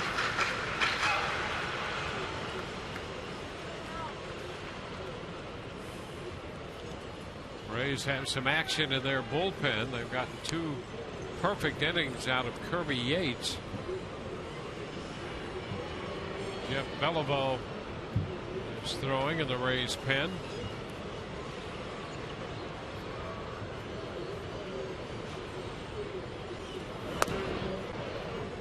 That's a ball.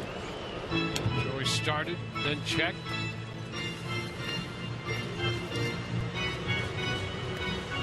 Weaver has won his last 4 decisions, and a couple no decisions in the mix.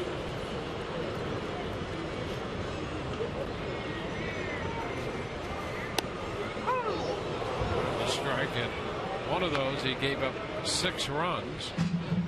In one of the wins he gave up 5.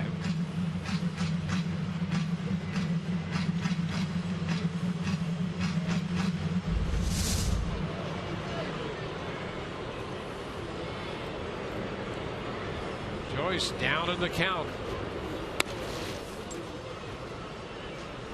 2 wide, and it's 2-2.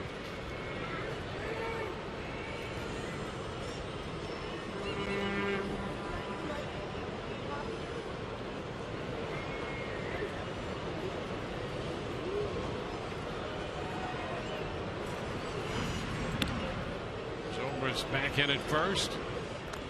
Weaver susceptible to the stolen base, 17 out of 22 on the season. However, with a 4-run deficit, it's going to be tough for the Rays to try to risk an out on the base paths. There's the curveball missing, and it's a 3-2 count. Boy, if these guys can continue to stay patient, they're going to get opportunities. Mike Scioscia probably hoping that Weaver can get through this inning, maybe something through the 6th, and go to that bullpen. We know how tough the back end of the Angel bullpen is, so you want to make your move right now. And the bullpen has been a big turnaround story for the Angels. And on the fist, and they pitch foul back.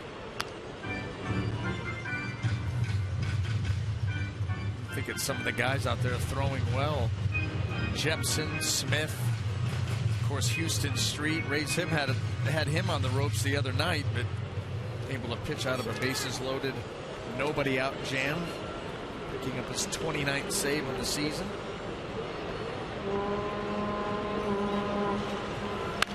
Hot shot, look out on the right side, skipping through the bullpen.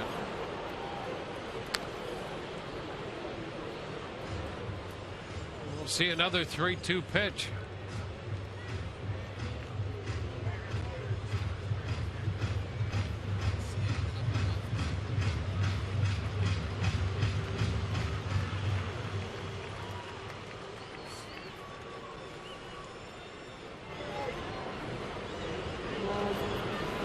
And ball 4. First 2-men aboard in the 5th as the Rays try to build an inning, and Evan Longoria headed to the plate.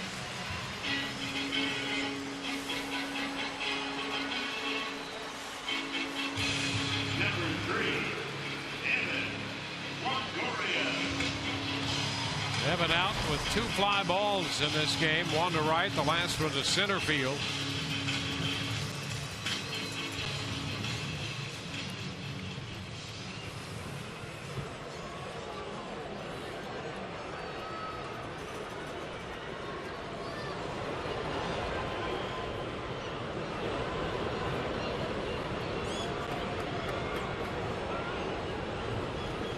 And he puts down a bunt. Backhanded by Weaver, and the throw to first in time. So Longoria maybe trying the act of surprise there, but boy, that is a surprise. It really is. I want Evan Longoria to swing the bat. This pitcher, Jared Weaver, has not been sharp, and I know he's trying to steal one right here. But I'll tell you what, when you get a guy like Evan Longoria to lay a bunt down in this situation, you're saying thank you very much. You take that out all day. You're worried about him driving the ball. Worried about what he did to C.J. Wilson last night. So he gets credit for a sacrifice. Moving 2 men into scoring position, and now here's Loney.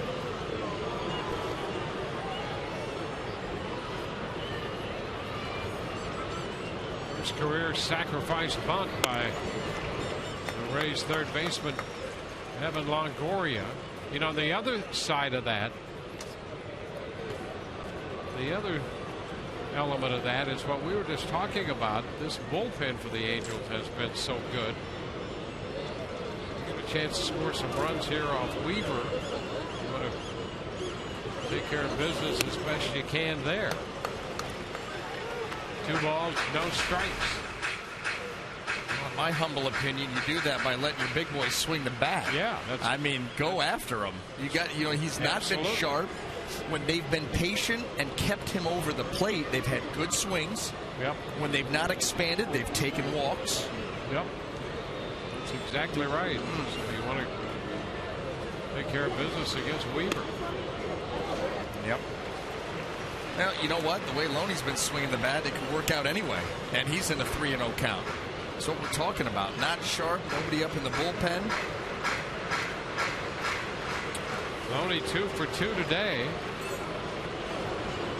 Well, about a 34 lifetime. Escobar behind him also. Very good history against Weaver, and change up there on 3-0.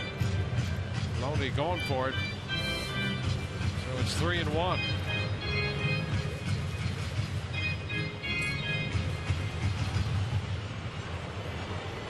I'm sure if you ask Longoria about this, he's thinking the element of surprise, maybe get another runner, and you've got Loney and Escobar with a history of success against Weaver. Now the count is full. But you know, the other side of that is Evan had pretty good numbers against Weaver coming into this game too.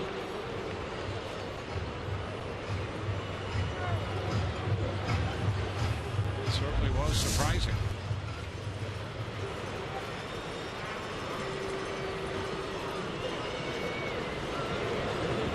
Now 3-2.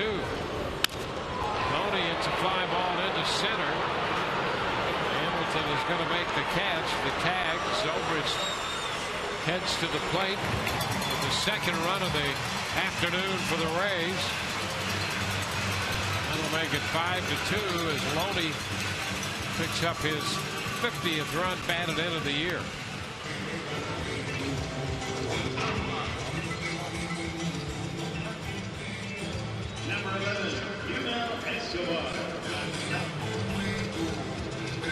Two gone with Joyce on second. Here's Yunel Escobar.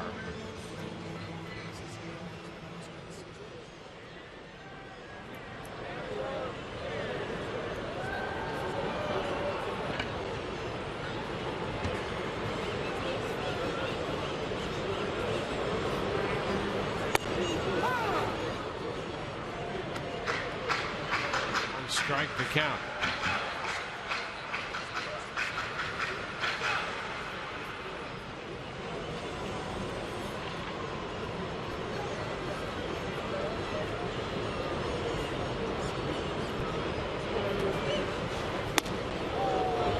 Escobar leaning away from the pitch, 1-1.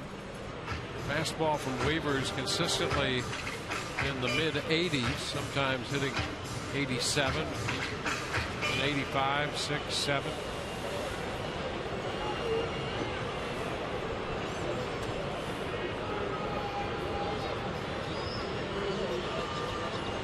Rays got a run in the fourth. They have a run in the fifth.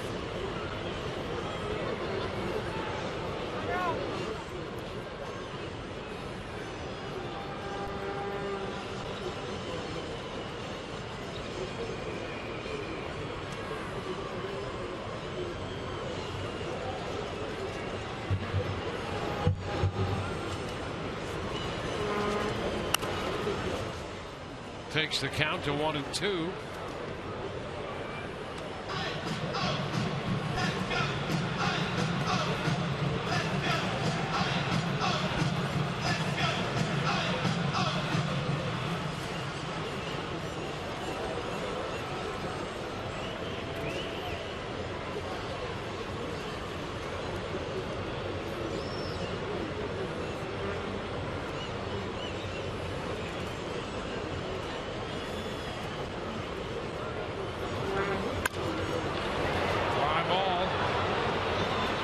Hamilton is fair. Escobar is out. The Rays get one and leave one. 5-2 LA through 5.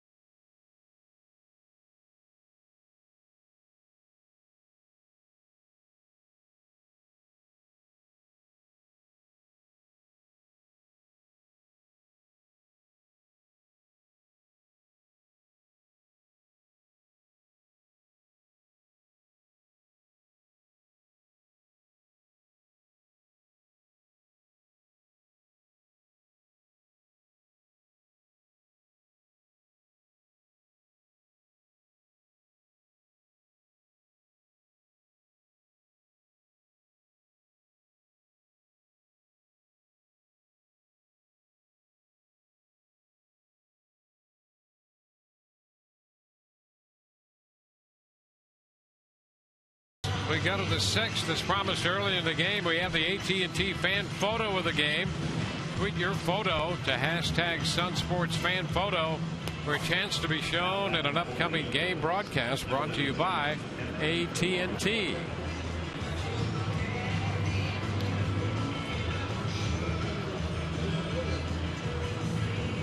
Joe right there. Joe Nome and feet.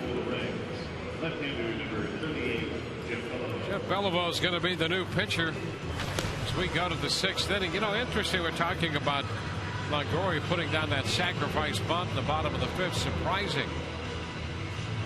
The Rays have done their share of bunting. I think they're 3rd in the league in sacrifice hits this year, essentially bunting. But he's the one guy in that situation that it really surprises you to see the bunt. You're down by 4 runs. You've got runners at 1st and 2nd, nobody out. You know, you wonder about where the confidence level is. You know, Evans grounded into 12 double plays this year, oftentimes in spots where, you know, runners on 1st and 2nd, the base is loaded. And I know he's trying to catch him by surprise there, but down by 4 runs, expect him to swing away.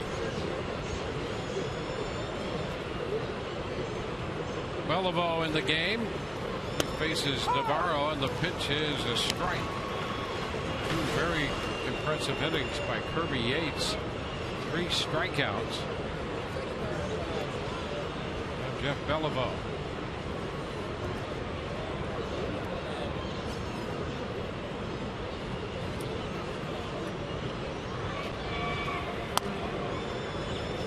It's 1-1.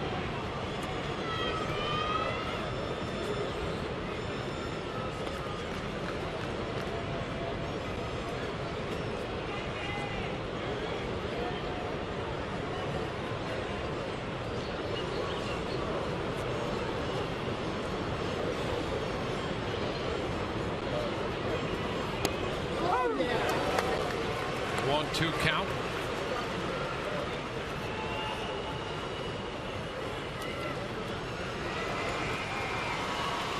Beliveau pitched in the game Friday, taking an inning and a 3rd. He had been more or less a lefty matchup guy, but he got a little more opportunity to pitch the other night. The base hit the other way by Navarro. It's the 9th hit for the Angels, the 2nd for Navarro. Just trying to protect there. He's down in the count. He got a pitch up over the plate, found a hole on the left side off Beliveau. Beliveau's gotten some big outs for the Rays in those the middle part of the game. A lot of those outs go unnoticed. He did it the other night, has been extended, has shown the ability to do that. Yeah, that twofold, a big opportunity for him to show that he can do that. And if he can, it's a major contribution to this team now. And you figure they're going to get more innings from the bullpen if they don't get it from their individual starters who could give them a couple more outs per start. These outs have to be covered somewhere. Iannetta takes a strike. That will be the challenge for Joe Maddon going forward, piecing together these games, all the while making sure that he doesn't burn this bullpen out in the next month. And that's why the more guys that you can get involved to get multiple innings, to get 4 outs in a game and do it consistently, what a boon to your team.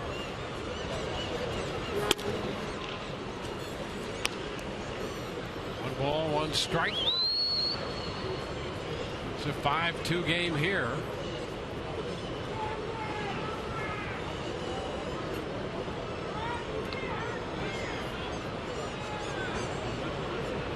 Baltimore has a 1-0 lead at home in the top of the 9th against Seattle.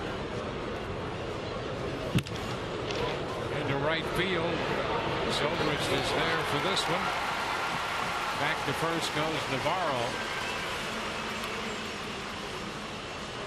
Baltimore scored a run in the first in that game. That's the only one of the game so far.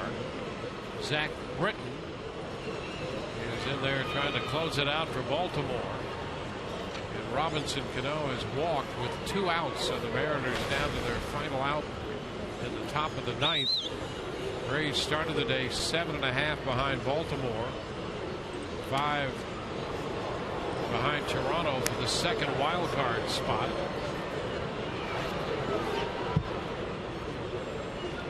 Blue Jays are trailing the Astros 6-1 at the end of 5 in Houston.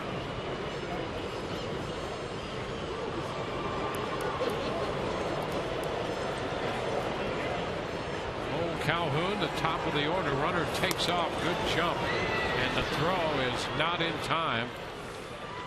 And Navarro picks up his first stolen base of the year. He'd gone 0 for 2, and that was an easy steal for Navarro. First movement off of Beliveau. Jose Molina did all that he could. High leg kick. He gets out of that stance and gets that ball on its way in a timely fashion. But you could see Navarro in that jump.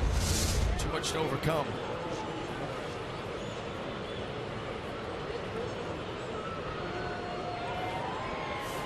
Angels realizing that Tampa Bay here, a couple of single-run innings, have climbed back within 3, and so now they're going to try to push the envelope and get one of those back.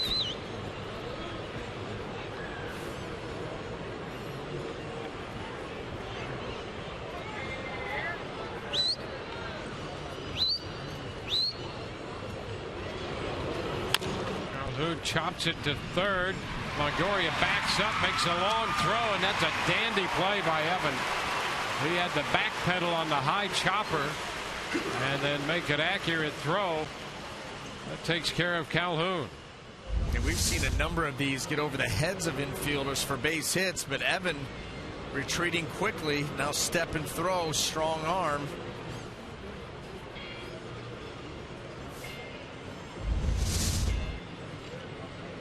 So Mike Trout is due up. Jim Hickey out there in a major conversation on the mound. Baltimore has won that game 1-0 over Seattle. So the Orioles start the day 2.5 up on Toronto, 5 up on the Yankees. The Yankees play the Red Sox tonight at Fenway. The Rays were 7.5 back. Designated Mike Trout. Well, Mike Trout due up here. Navarro at second. Pujols hitting behind Trout.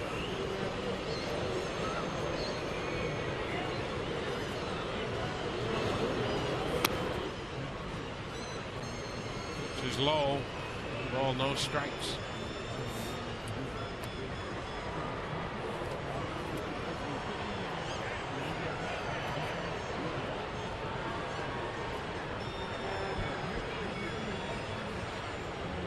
Beliveau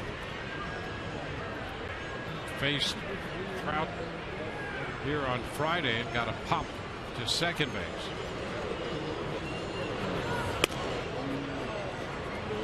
Now 2 balls, no strikes.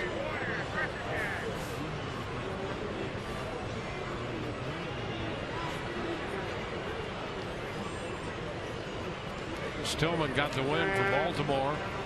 He's 8-5. He worked the first 7. And they had Britton in there to finish it off. Markakis went 3 for 4 with a single, double, and a home run.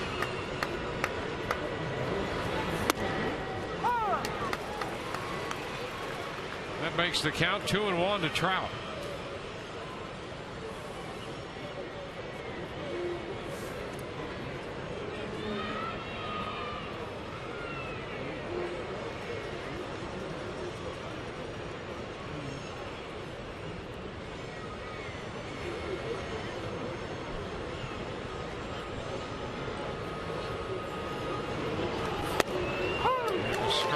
Outside edge.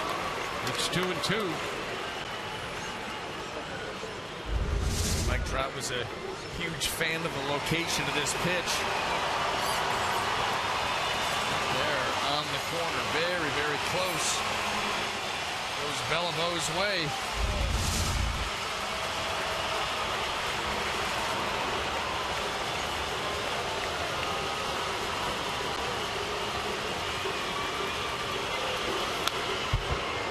Big cut at the 2-2 fastball and fouls it right back. Every now and then we've seen Beliveau show that ability with that lower 3/4 arm angle to shoot a fastball up in the zone. That may have been what he was trying to do right there, but Trout was able to spoil it.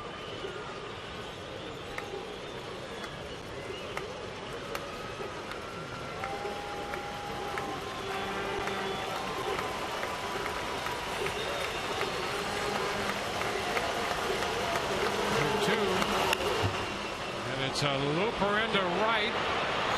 Grabbed there by Forsythe. The throw's going to come to the plate, and scoring is Navarro. So the Angels get the run back. They make it 6-2. So Navarro, who opened with a base hit, has scored the run.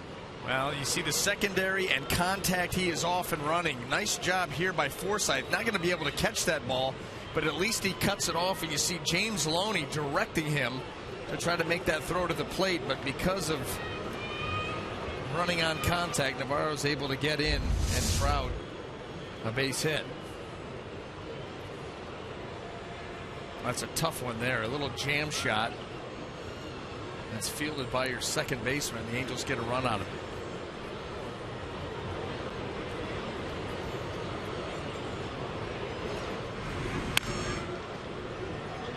Albert Pujols at the plate.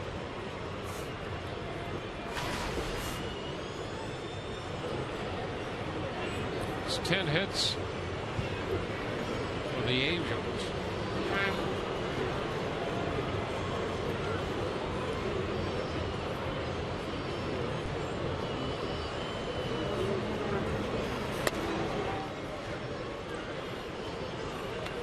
It's a ball to no strikes.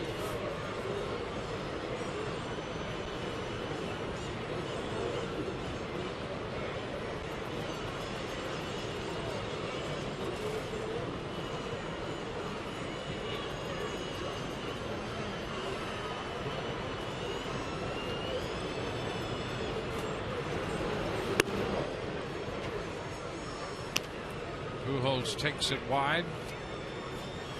2-0. Beliveau faced Pujols in Friday's game. Got him to hit a fly ball to right.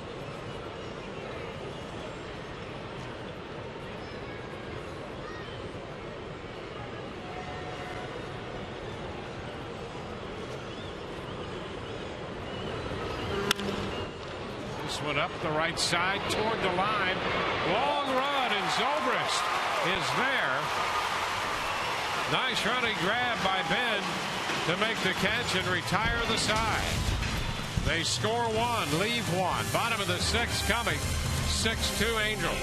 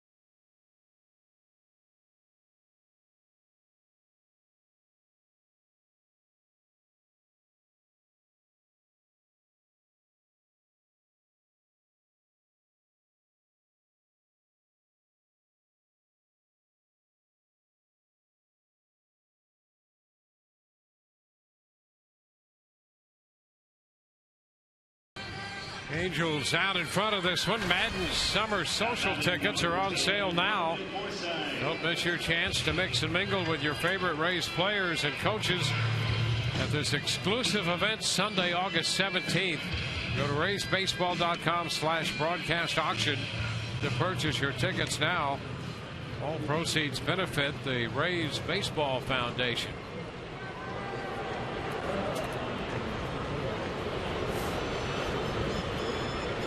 Logan Forsythe will lead off the bottom of the sixth. And the pitch from Jared Weaver is high. Weaver in the low 90s in his pitch count, and there's action in the bullpen for the Angels. Forsythe had a base hit his last time. The pitch is down. It's 2-0. Jason Grilli busy in the bullpen.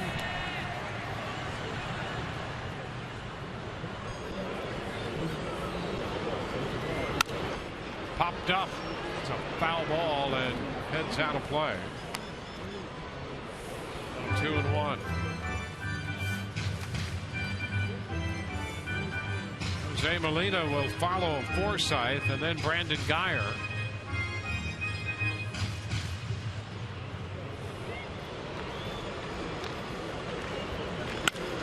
The shot headed back into left field. That's off the wall. Forsythe digs for two and is in there ahead of the throw. Forsythe hits another one hard with that towering home run last night and doubles off the wall today. Well, just keep chipping away, chipping away. You got to get that run back and then some, and this is the way to start it off. I'll tell you what, as much trouble as they've had Jared Weaver in today all afternoon, a shame only 2 runs on the board so far. Because they really, well, if you would have just seen at-bat after at-bat, you would have figured with the amount of opportunities that they've had. Got another one here. Now here's Molina.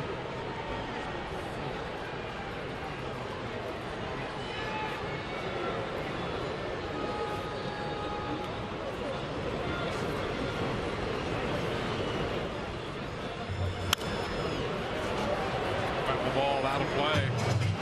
by Molina.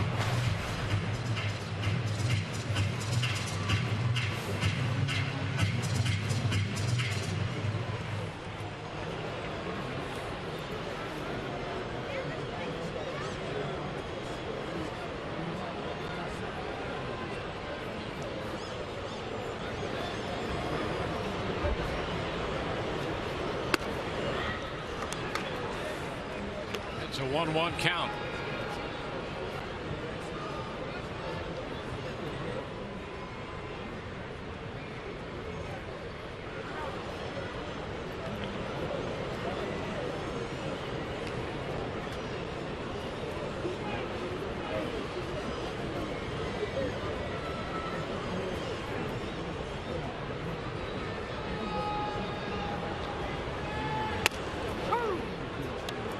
Ball, 2 strikes.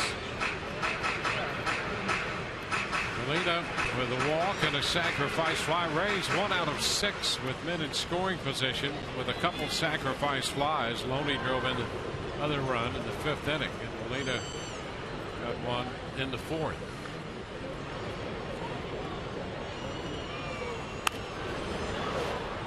Ball is fouled out of play. Still a 1-2 count.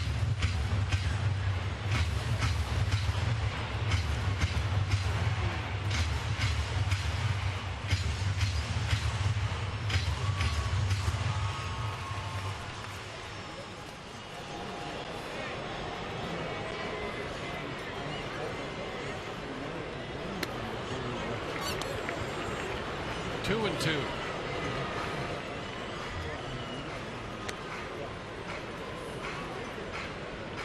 Weaver down 100 pitches.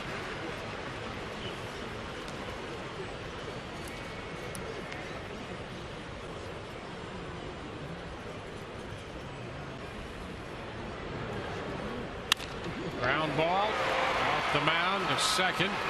Hendrick has it over to third base, advances Forsythe.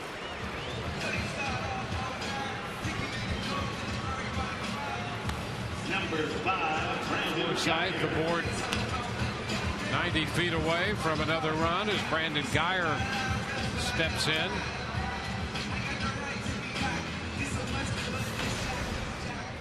Walked in the 4th, otherwise 0 for 1. There's a strikeout in the 2nd.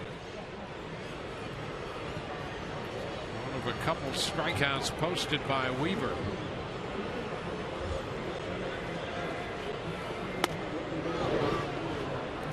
Strike 1 on the fastball.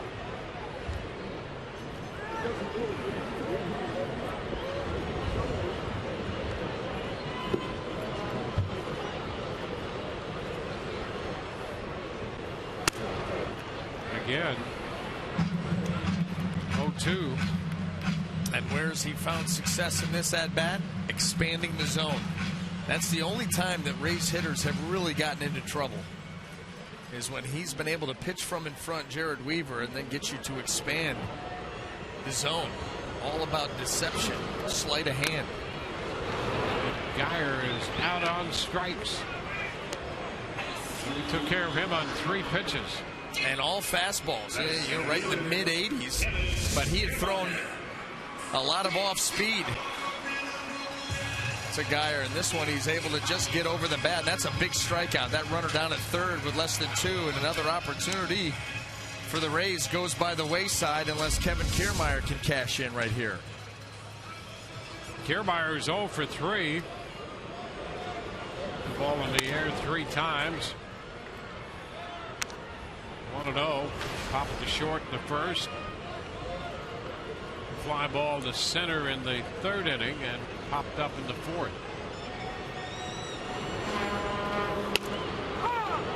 1-1. And we have still yet to see that short, quick, strong stroke of Kevin Kiermaier. The swings have not been that powerful, decisive, hands to the baseball types of swing that we're used to seeing from him. He lifts this one back into straightaway center. Hamilton is there to make the catch. Rays get a leadoff double and leave the man aboard. On to the 7th, 6-2 Los Angeles.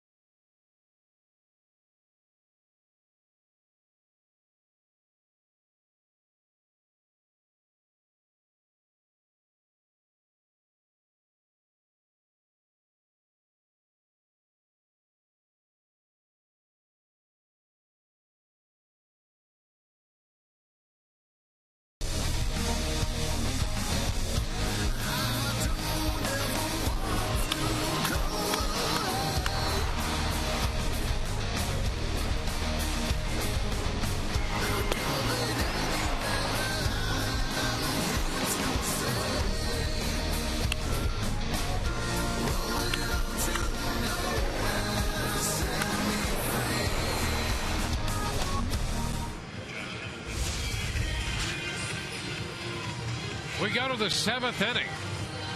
6-2, the Angels lead the Rays. Mike Trout leading the way with a 3-hit day. A couple of runs batted in for the Angels. James Loney 2 for 2 for the Rays. He has driven home a run and has scored a run.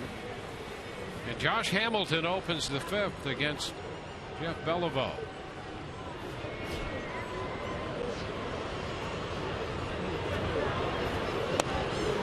Beliveau puts him with a strike.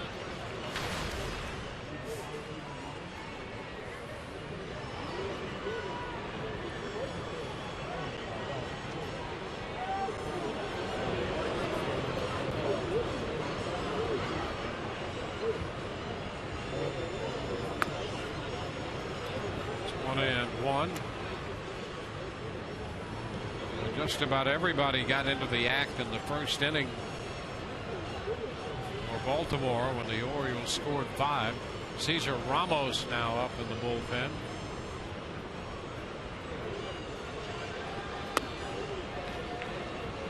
Two balls and a strike. We have 6 innings out of Weaver. Really was up last inning.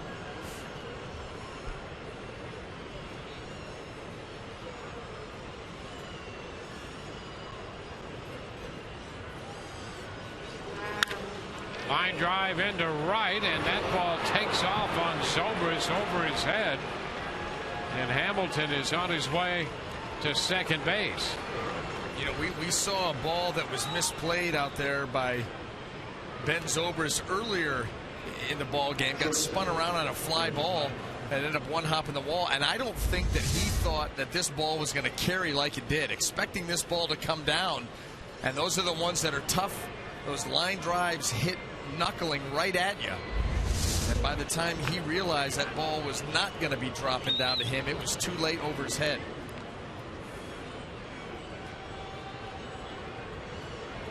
Here's Eric Ibar. It's way wide, 1-0. Yeah, the balls hit right at you can be difficult. They talk about, you hear the term when you hit a ball square.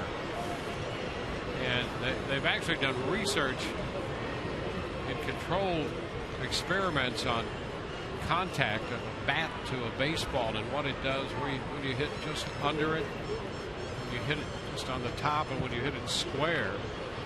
And some of the results of that research indicate when you hit it square, you actually lose power because it takes spin off the ball, and it will knuckle on you if you hit it square. And it can carry. It'll carry, and you know, it won't have that carry like when you put the backspin. You know, we hit those couple of shots at Phantom Cam. When you get that backspin, that's when that ball carries as far as distance. But you'll get carried to where you think it's coming head high, and it stays up a foot or two and just right over the head. And those are the toughest ones when they hit them solidly right at you. It's a quick read, and if you misread it at all, a lot of times it's too late. And because you don't have that spin, that's when you can get into that little knuckling approach. Every once in a while, you'll see a ball hit very hard. I've seen it a few times to center. Right. And a center fielder watches as the ball just takes off away from it. Here's one into center, one hop. Kiermaier up with it and unloads it quickly to the infield, with Hamilton stopping at third. So Kendrick is aboard with a base hit. And now we can also track the speed off the bat. And on that ball that Hamilton hit, it was 104.7. We've seen less than that go for home runs. And so that just tells you how hard he hit it. And how Ben expecting that ball to sink a little bit quicker than it did. Well, Joe Madden out with David Freese due up. 2 men on base, first and third, 1 out in the 7th. Cesar Ramos ready in the bullpen. We'll be back in a moment.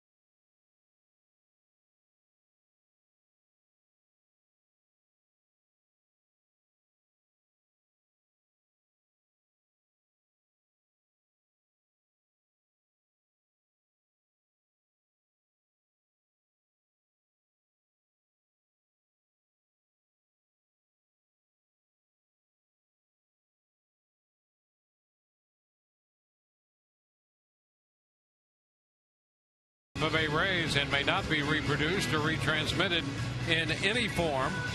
And the accounts and descriptions of this game may not be disseminated without the express written consent of the Tampa Bay Rays.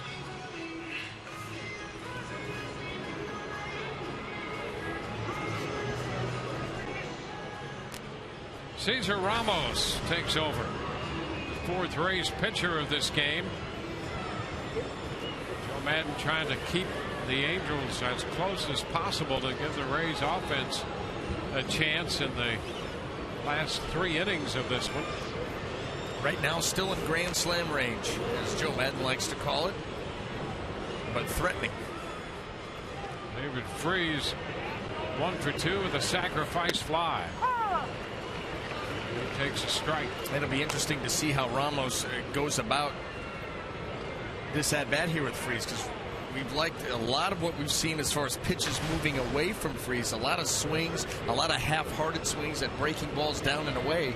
But facing the lefty, most of the pitches are going to be moving towards him. Kendrick at first, Hamilton at third.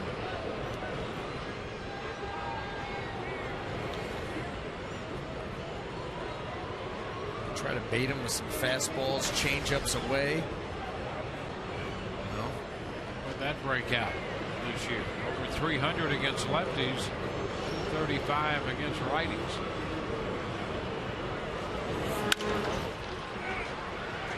Into right field, Zobrist toward the line, setting up to make the catch. His throw will come to second as Hamilton tags and scores. So the leadoff double is converted into a run.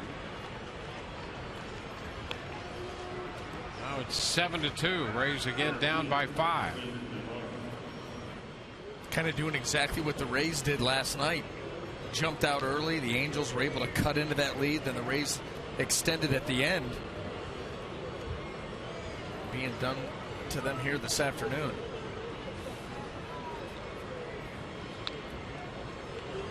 Efren Navarro has 2 hits. He doubled in a run in the first. Led off the 6th with a single and scored in between. Good fly ball to left. There's a strike.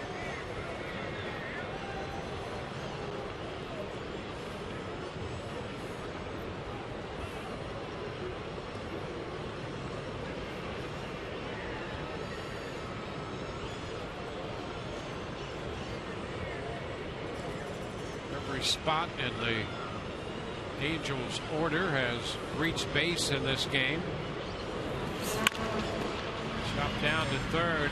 Longoria comes up with it. His throw to first right on the money. But the Angels score a run on a couple hits, leave a man. It's now 7-2.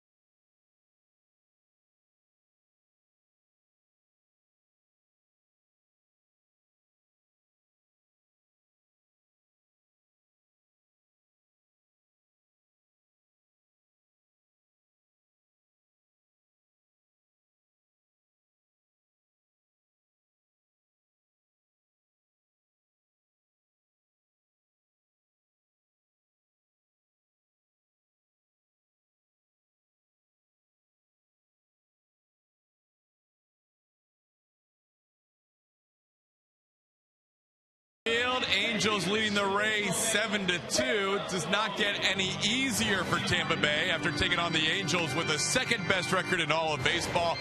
The Rays will travel cross country to take on the Oakland A's. They have the best record in all of baseball. Here are your matchups. Tomorrow, no local TV coverage. Alex Cobb will be against Jeff Samardzija for the A's. Then on Tuesday, we'll bring you Drew Smiley's Tampa Bay Rays debut. He'll be opposed by the former Ray Jason Hamill. Then on Wednesday, a day game, 3 o'clock local time, will kick things off with Jeremy Hellickson against Sonny Gray. Hamill guy's just one of a number of former Rays. It's like Tampa Bay West out there. Jason Hamill, Scott Kazmir, Johnny Gomes, Sam Folds, Stephen Vogt, John Jaso. It'll be a lot of familiar faces when the Rays head to the other Bay Area.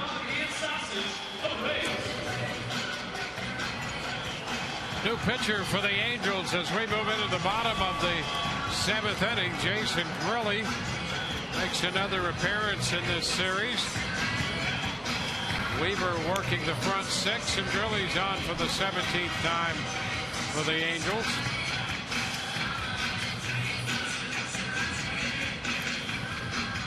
Part of that bullpen turnaround that we were talking about.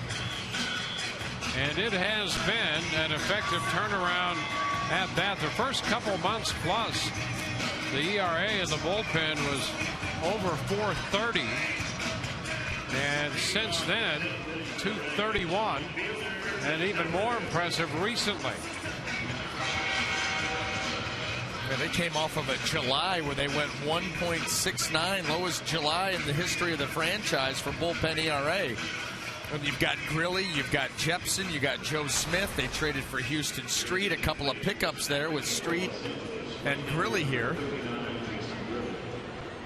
And the transformation, let it begin. 107 pitches for the starter Weaver. Now Grilli faces Ben Zobrist.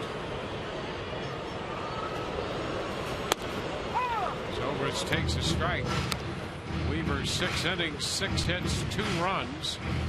He struck out 3, walked 4, and turns it over to the bullpen. How about the job that Jared Weaver did dodging trouble? Braves stranded 8 men. The bases loaded in the 4th.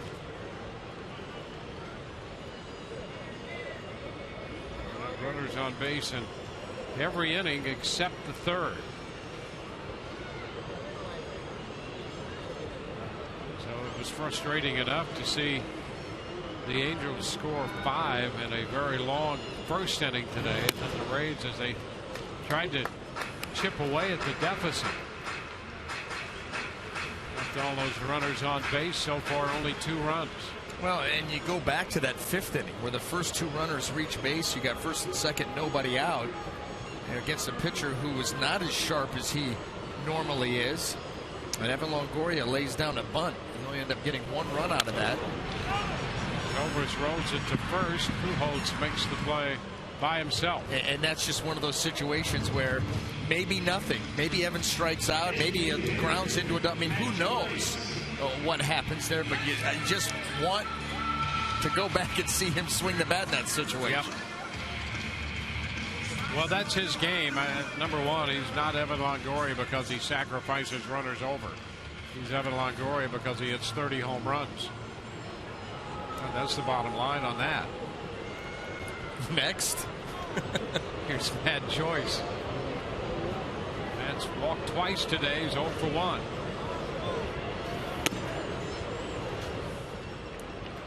One ball, no strikes.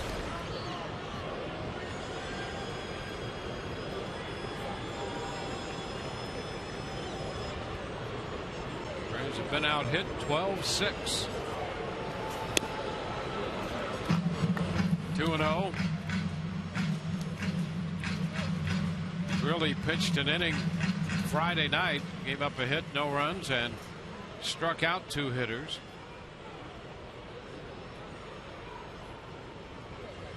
He was the first man out of the bullpen after Matt Shoemaker pitched 5.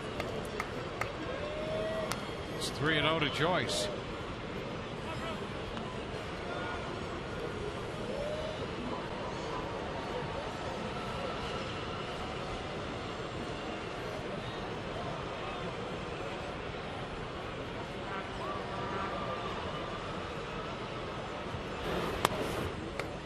Joyce draws the walk on 4 pitches. Third time he's walked today.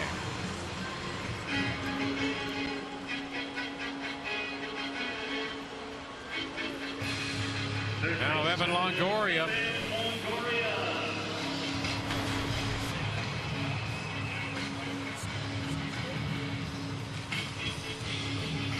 Longoria 0 for 2.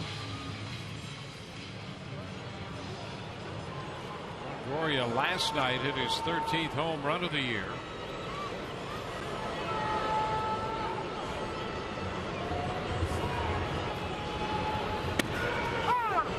Early throws him a strike.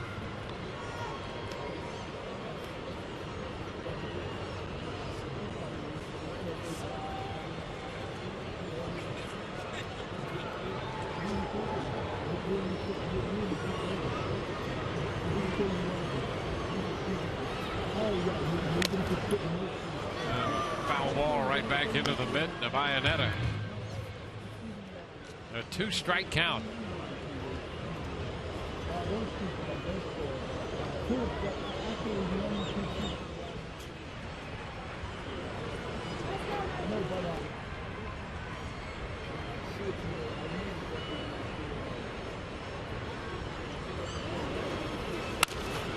He's hit the other way off the 0-2 pitch. Joyce advances to second.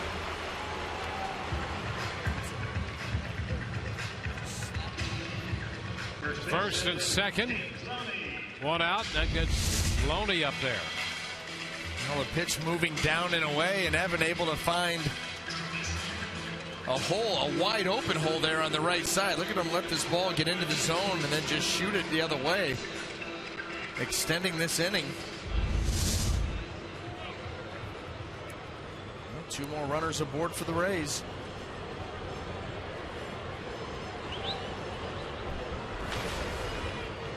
Loney announced. And now here comes Mike Butcher. Butcher, the pitching coach, will spend a little time on the mound. Further action in the bullpen for the Angels now.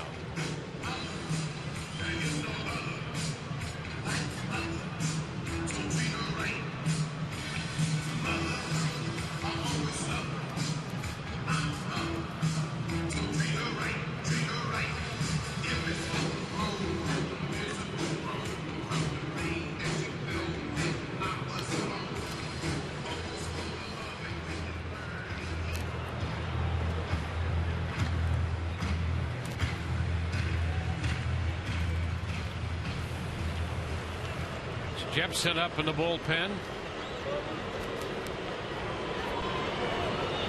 And Loney, double, single, and a sacrifice fly. All of that came against Jared Weaver. Fastball outside. 1 ball, no strikes.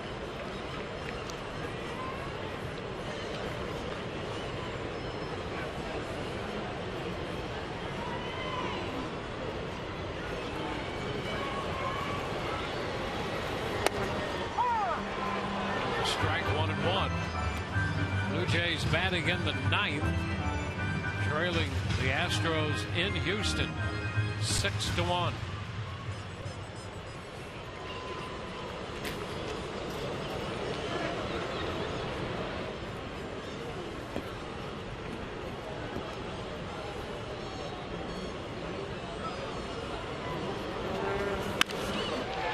Into center field.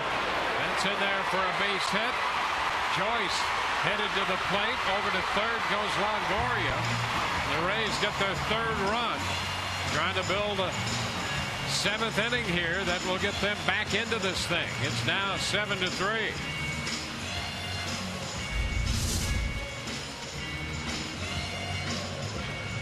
Really here serves up a breaking ball that catches a lot of the plate, stays up.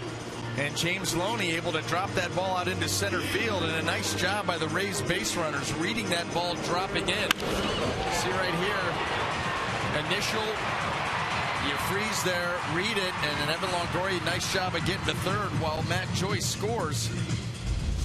And Mike Scioscia out to make a pitching change. Grilli got one man out, has given up a run and leaves with 2 on. Back in a moment.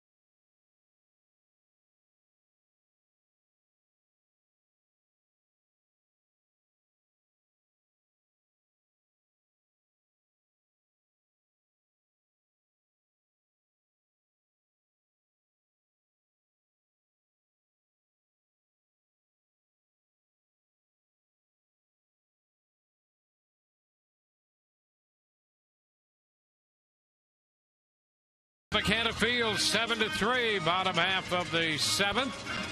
Kevin Jepsen will be the new pitcher, the third of the game now for the Angels, making his 53rd appearance. Well, and his numbers have been, well, off the charts. ERA 176, 54 strikeouts in 46 innings.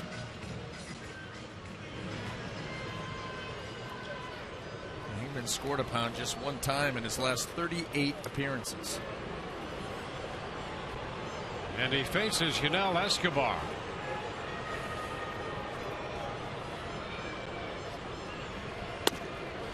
Escobar takes a look at the fastball. Suddenly, following Weaver and Grilli, Jepsen pours one in at 97. And he lets you know that right with his delivery. Boy, quick, short, and then boom, that fastball jumps out.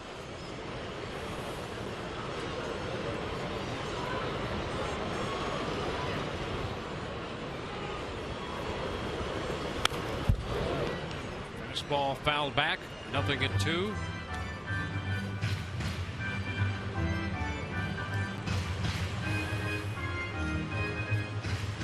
One earned run over his last 34 2/3 innings for Kevin Jepsen.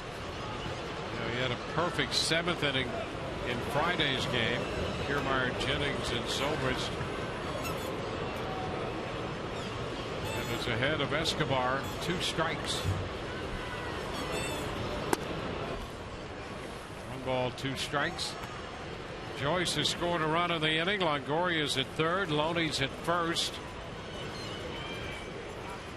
Well, you go back and look at a couple of times, the last couple of times he's been scored upon. He's going about a month and a half in between appearances where he's given up runs. So I'd say he's due. Into the dirt, to the backstop, and here comes Longoria. Wild pitch, and the Rays get another run to make it 7-4.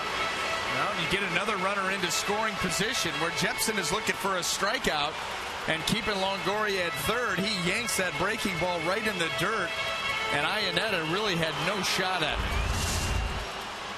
Boy, right out of the hand. Tries to get over there, throws it so hard he's able to slip it right by the torso in between that and his arm.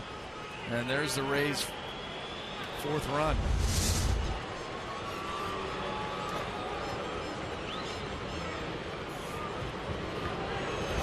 2 to Escobar, and a chopper toward the middle, charged by Ibar. Double pump, throw to first.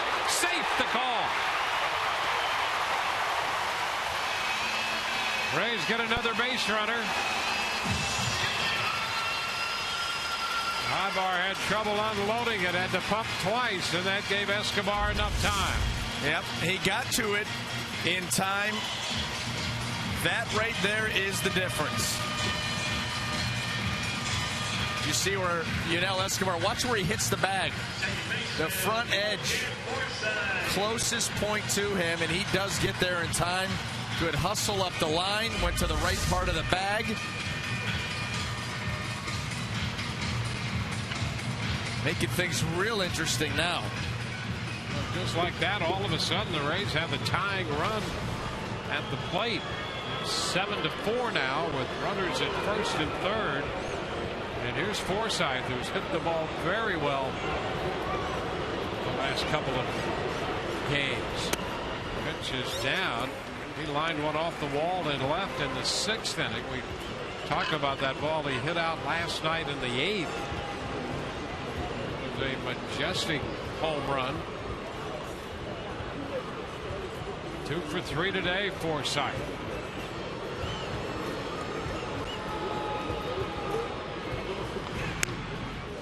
Escobar back in at first.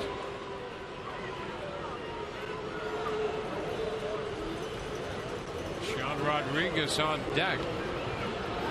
Molina 2 up.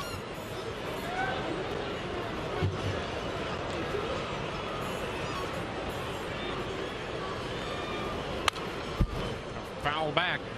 1-1.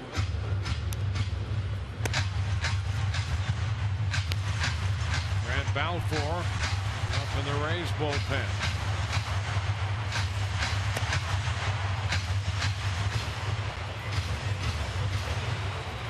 Joyce and Longoria have scored. Loney's at third. Escobar at first on the infield hit.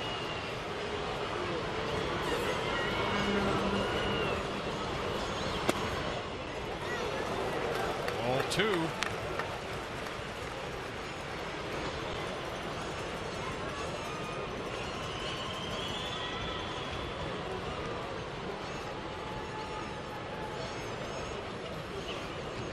The Rays have been battling, trying to get the tying run to the plate all day. Here it is in the 7th. Fly ball up the right field line. That is foul and out of the reach of the charging Calhoun. Calhoun ran the curvature of that low wall beyond the bullpen mound. And as you venture over into that corner, it gets pretty tight. Cole Calhoun just not able to get there.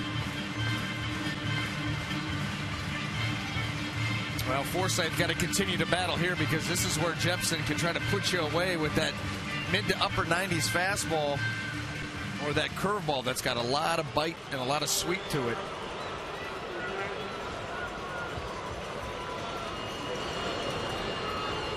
Two, and he fouls it.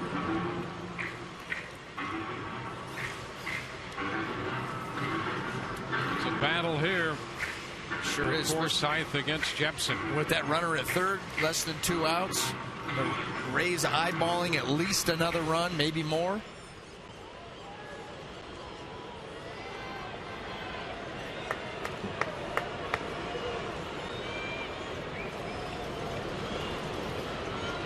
Two. Fouls it again. Out of play.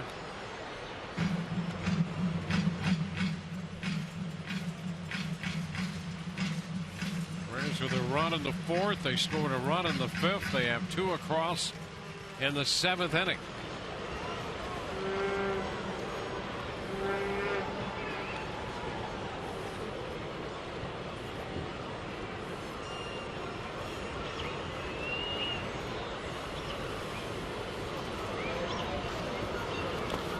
There's a ball in the dirt, blocked by Iannetta, and the count is full.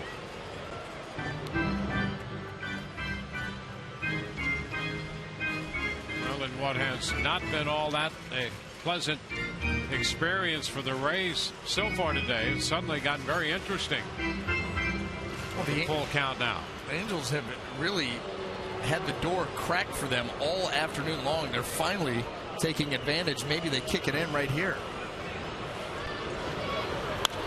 3-2, and that's foul back. So this battle has gone on for 8 pitches now between Forsythe and Jepson.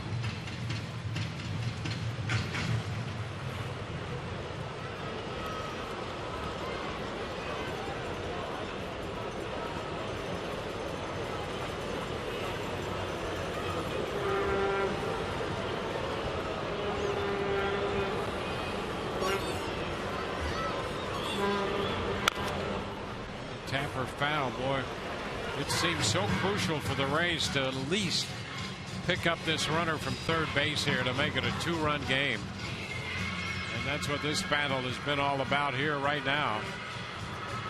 And he's seen every pitch from Jepson. He's seen, obviously, the fastball, the breaking ball. That last pitch was a changeup that he was able to foul off, starting to hone in. 10th pitch of the at-bat. And another foul ball. This one through the coaching box at third.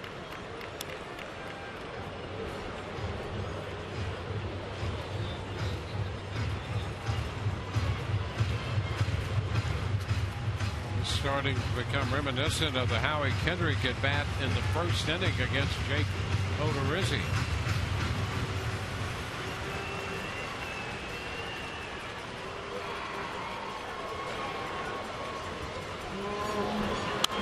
And another foul ball. That was pitch number 11 in the at bat. Yeah, Forsythe is locked in right now because he just fouled off 2 changeups in the mid-80s and then goes after what may have been ball 4 here, but borderline at 96. Gets down out and spoils it. Having a very, very nice at bat here. A whole lot nicer if he reaches base. 3-2 pitch again. And again it's fouled back.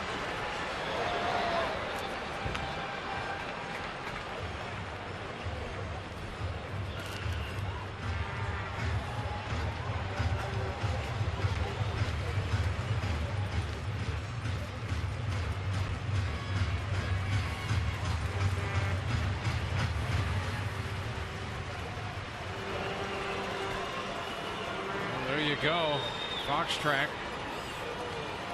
This will be the 13th pitch of the at bat,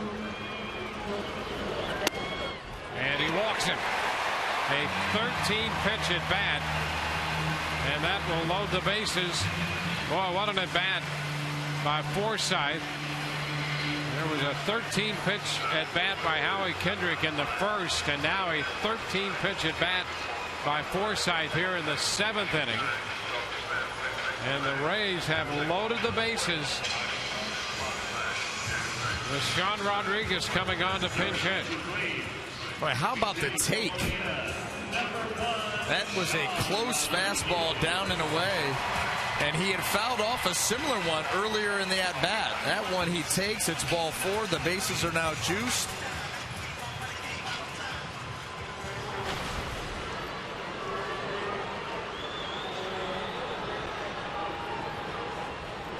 Rodriguez hitting for Molina. 1 out in the inning. And a strike call on a fastball. Sean thought that pitch might have been away. Well, down. Let's see. Better right here than the previous pitch because they were both pretty close to the same. Wow.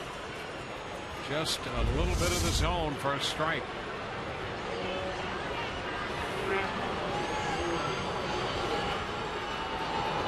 The right side, that's out of play. Mulligan 2.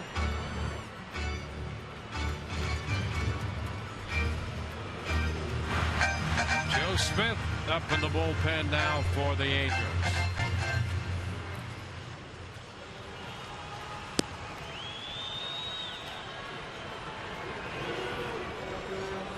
Sean in the lineup last night, 0 for 3. It was hit by a pitch. Now down 0-2.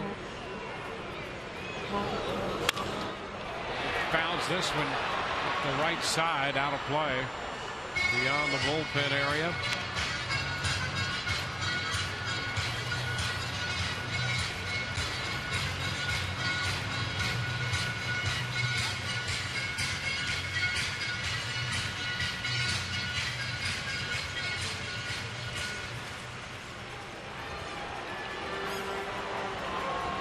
Tony third, Escobar second, Forsythe at first.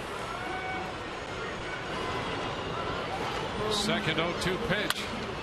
It's fouled again. Another fastball, mid-90s.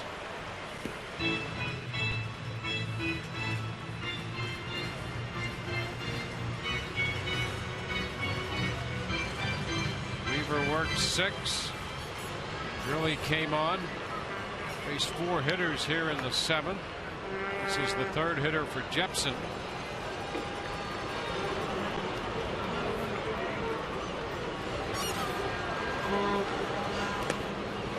Too low. 1-2. Jepsen right now having a hard time figuring out where he could go against this Rays. They cut these last couple of Rays hitters, Forsythe and now Rodriguez, to get a strikeout. They're fouling off everything. They're going to try to sweep that breaking ball, keep it in the dirt. A good block.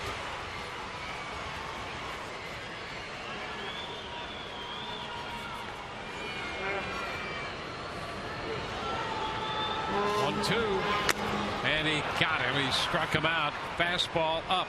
Yep, he finally changed the location a little bit.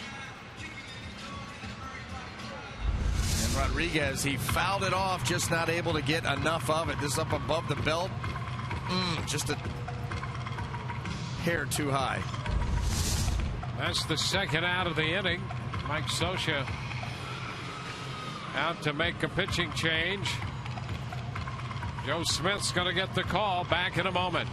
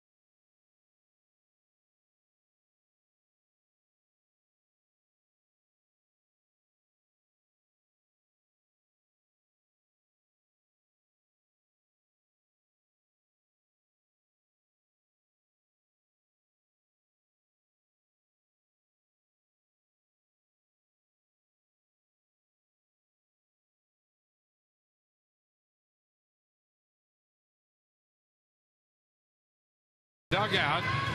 Brandon Guyer due up, but the pitching change brings Joe Smith into the game. And we talked about him the other night. 20 scoreless outings and counting. Well, and the decision here to bring in Joe Smith, you talk about the 20 scoreless outings and Cole Figueroa getting a chance to hit. Brandon Guyer was scheduled, but versus right-handed hitters, Joe Smith holds them to a 138 average. Lefties not much better, but 234, almost 100 points better than righties. So you roll the dice here with Figueroa, and he's got a great opportunity.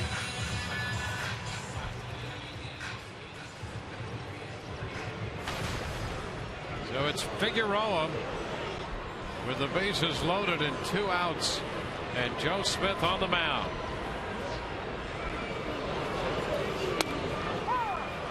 He starts him for the breaking pitch for a strike. And that extreme arm angle is why he is so tough against righties.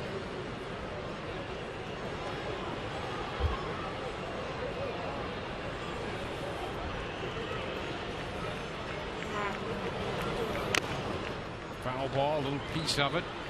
And out of the mitt, Vianetta. So Grilli a third of an inning, and Jepsen a third of an inning.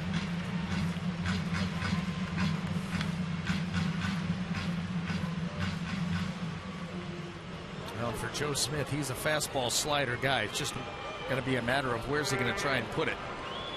You've seen both of them.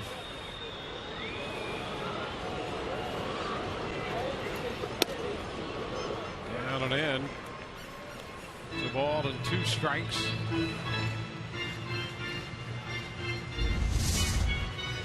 Watch this thing sweep.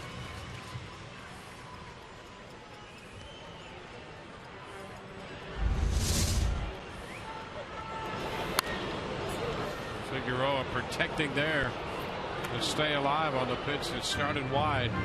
Nice job of handling that bat and being able to spoil that pitch.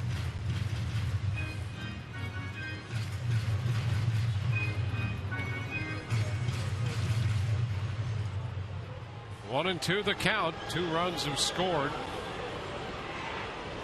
Rays left the bases loaded in the 4th.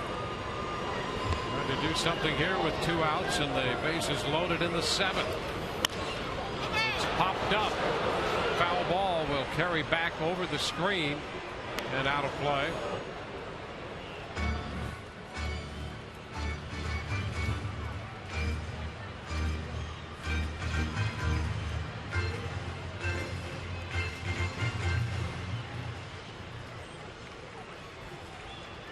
Loney, the runner at third, Escobar at second, Forsythe at first.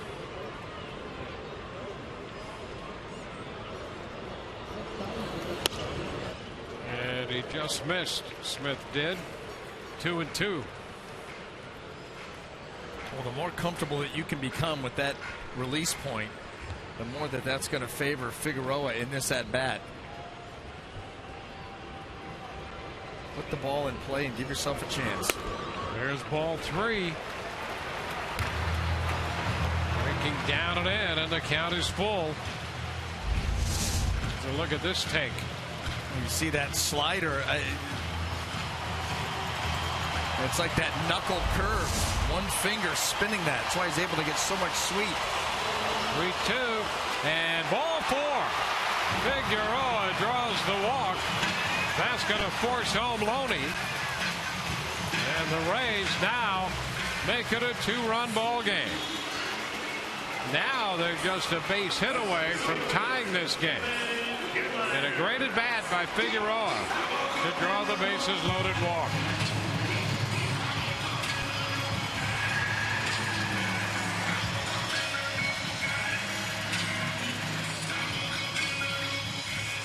Three runs home.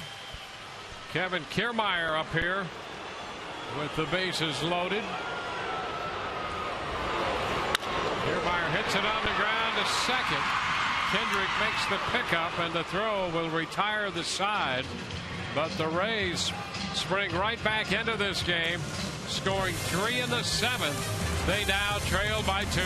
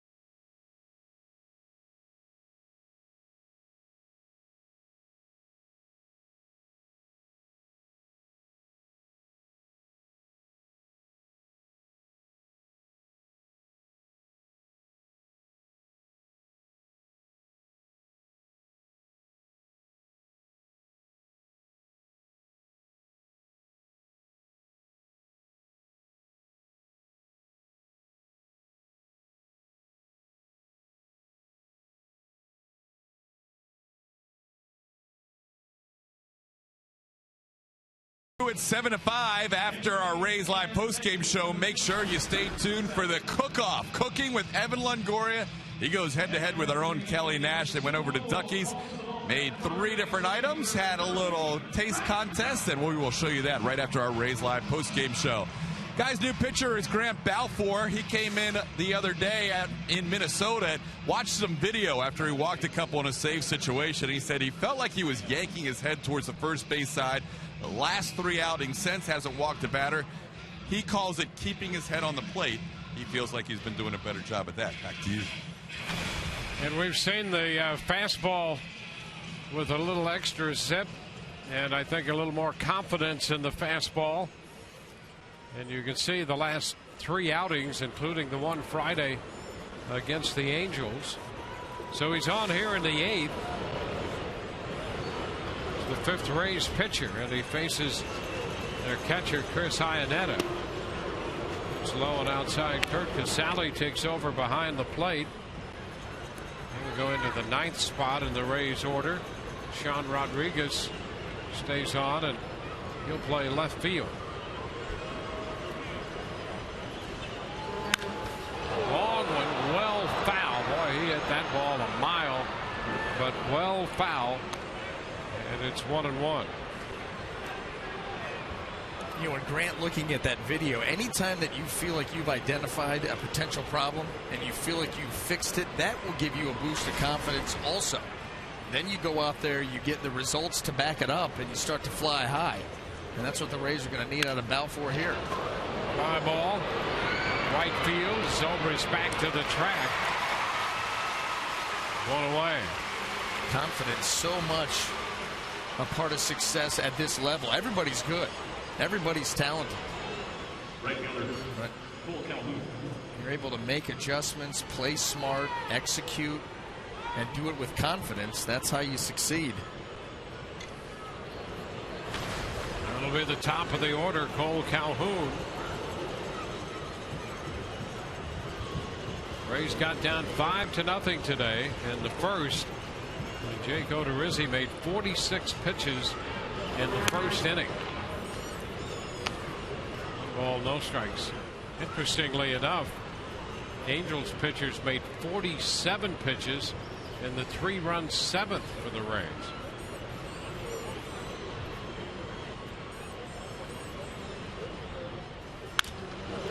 Fly ball, short center. Kiermaier in. 2 gone.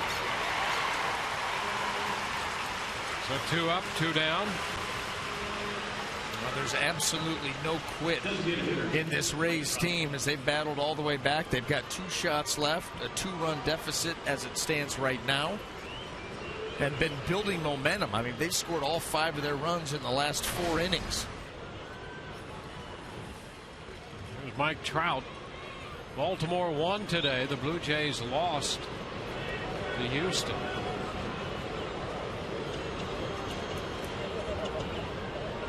Here's Trout. Upstairs. Ball, no strikes. Trout with 2 runs batted in. He doubled to score a run in the first and then scored himself, and he doubled.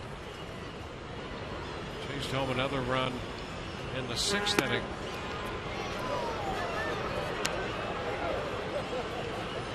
Two 2-0.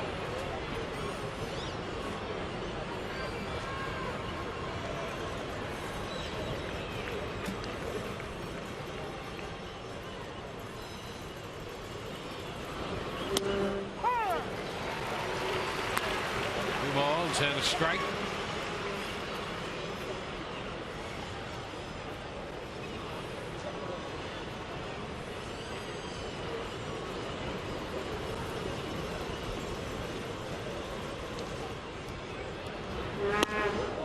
Close to him there. 3-1. Rays have Forsythe on the shortstop side of second base. With Trout at the plate, Albert Pujols on deck. There's the defensive arrangement.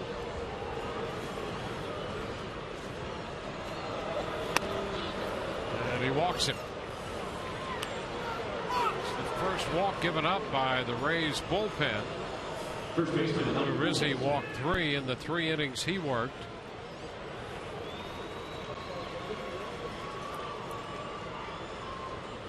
Keep your eye on Trout here with 2 outs.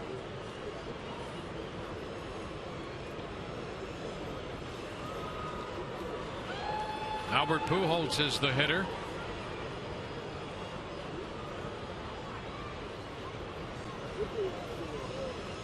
For stepping back.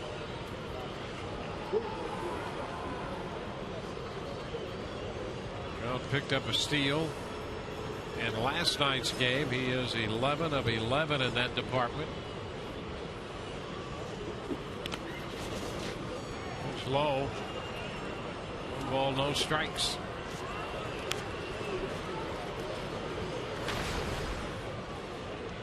Well, he's obviously a smart base runner, a very good base runner. 49 stolen bases 2 years ago. 11 of 11 this year, and he's got a new battery to work with right now with Balfour and Casale. Saw the last time too that the Rays closed the gap on the Angels.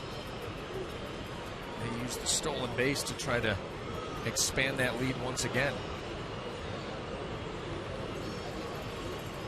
He's going. The pitch is a strike. The throw not in time. So Trout steals his 12th base of the year in as many attempts. Just because you know they're going to do it doesn't mean you're going to be able to stop it. And I don't know if the throw was right on the bag, if it would have mattered. Trout, such great acceleration.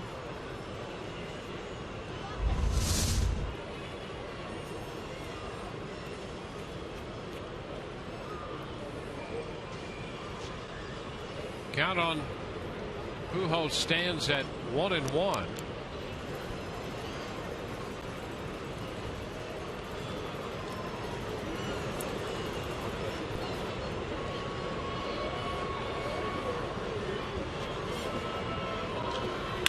Ground ball to third.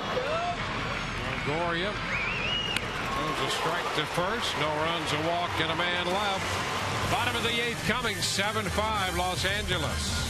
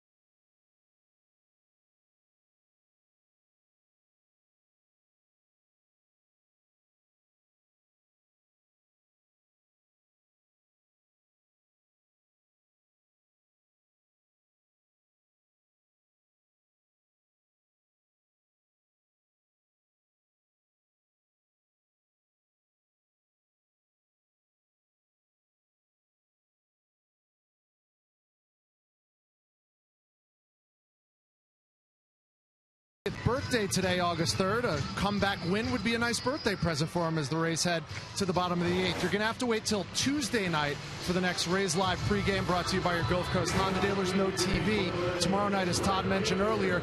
On that show, Orestes and I will talk about Drew Smyly as he makes his Rays debut inauspiciously against the team with the best record in baseball at Oakland. We'll also look at Oakland's bullpen and all the assorted things that go along with the A's. And Rays Live after the game, we'll hear from Joe Madden and players in the clubhouse. That's coming up right after this game, guys. Thank you very much. Rays have Ben Zobrist leading off the bottom of the 8th inning. And Smith finds the strike zone there on the second pitch of the inning. It's 1-1. John McDonald has taken over at third base for the Angels.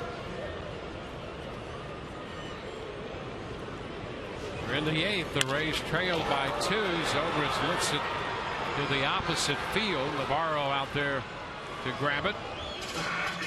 1 away. Jake McGee up in the Rays bullpen. Number 20, Matt Joyce. There's Matt Joyce. Joyce has walked 3 times on this, as Rich pointed out, his 30th birthday. Number 20 is 30 today.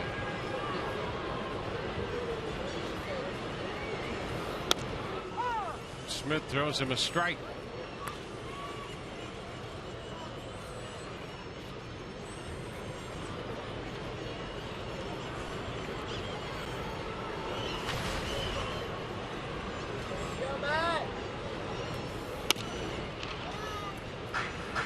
One ball, 1 strike.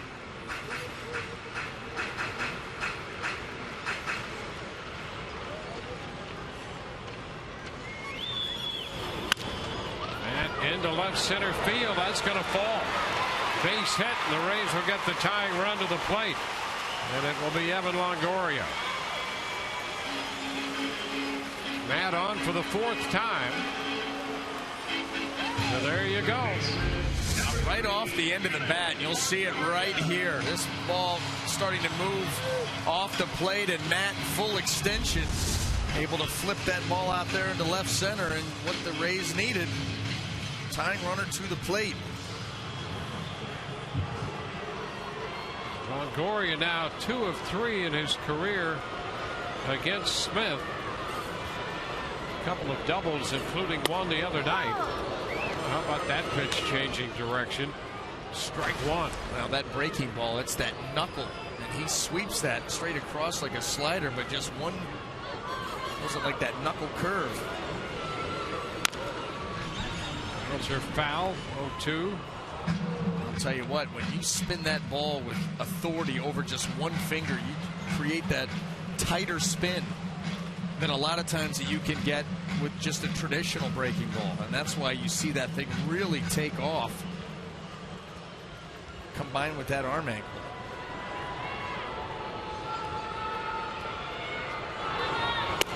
And a cut and a miss. Longoria chase that breaking pitch, and boy, that's tough. It is. And you know what, Evan, actually the swing was not bad. It looked to be on it time wise. You see how he ripped that thing across just underneath it.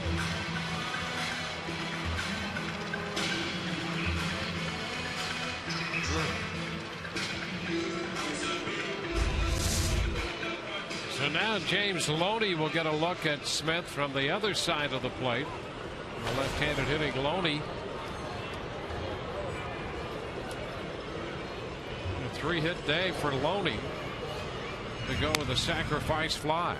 And you know, this may be one of those opportunities. James Loney every now and then will come out from his comfort zone and really try to bang one. And if he gets a pitch up, expect him with a big swing. And he takes a cut. And this is the opportunity. You're down by 2, a runner on, 2 outs. You're having a good day, a good series. Try to lose one. We know he's got the power. We see it every day.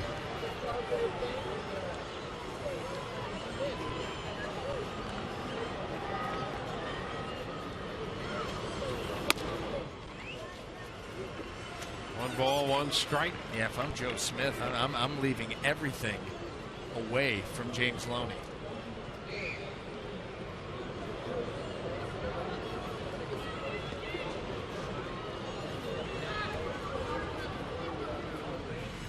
This has been another one of those games when So often you find a team that falls behind big, as the Rays did here, and before the game is out, they're going to get the tying run to the plate. They got the tying run to the plate in the 7th. They've done it again here in the 8th. Pitch stays wide. 2-1.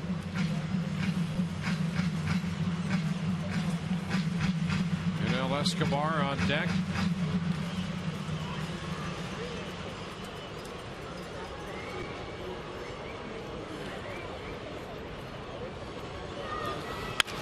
Ground ball, shortstop. High bar with the play. And the Rays get a man on, but leave him. We're at the end of 8. It's 7-5 Angels.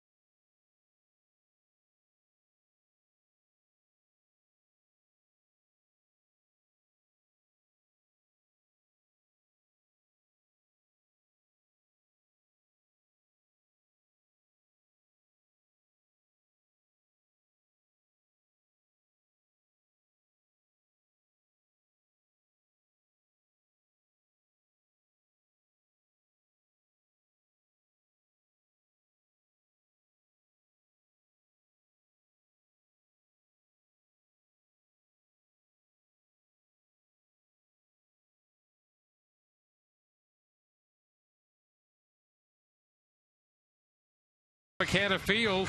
Celebrate your Little Leaguer's birthday at Tropicana Field with the Rays birthday package. Call group sales at 888-FAN-RAYS or visit RaysBaseball.com to reserve yours today.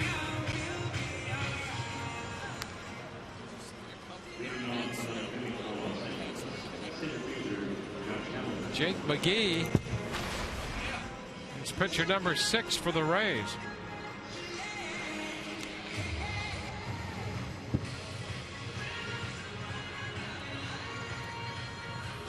Jake on for the 53rd time. So he's here to hold the Angels and give the Rays a final shot in the bottom of the 9th. Rays have battled their way back, trailing by 2.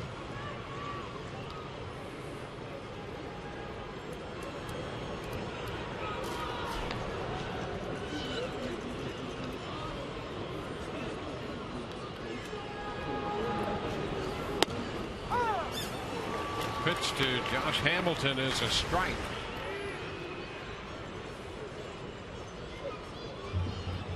Hamilton has 2 hits and 2 runs scored. He drove in a run in their 5-run first. 0-2. Houston Street up in the bullpen. The Rays had him on the ropes in the game here Friday night, and he managed to get off the hook, and not only that, but post a save. Rays feeling like maybe some unfinished business. Strike 3 call to Hamilton. Speaking of finished business, let's go to this fastball here by Jake McGee. Boom, right down there, knee high, outside corner, right on the corner. Josh Hamilton, no argument from him.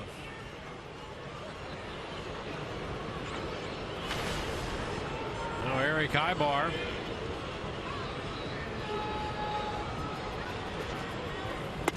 That's a strike.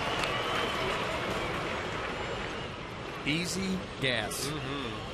It's amazing how easy it comes, it seems. And that has to be deceptive to a hitter. Not only can he keep it on that same plane for a long time, pitch up in the zone, has overall better command than he's had at any time that we've seen him, but his delivery is just so easy, smooth, and then that ball just hops on you. There's great, it almost seems quick arm speed at the end. Not only does he throw hard, but he gives you that deliberate and then a little extra with the delivery right there at the end. Finish. Big finish. And that fastball velocity right at the top of the food chain.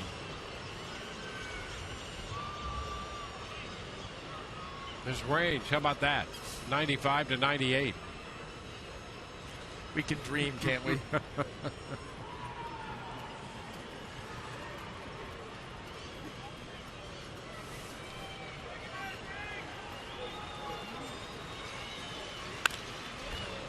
Into center. Kiermaier is there and makes the catch.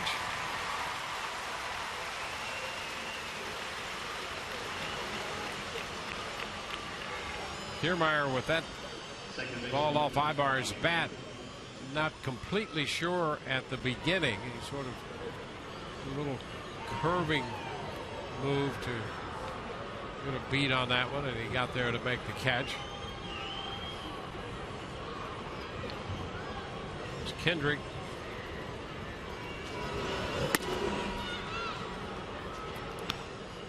One ball, no strikes. Now Kendrick. A 2-hit day.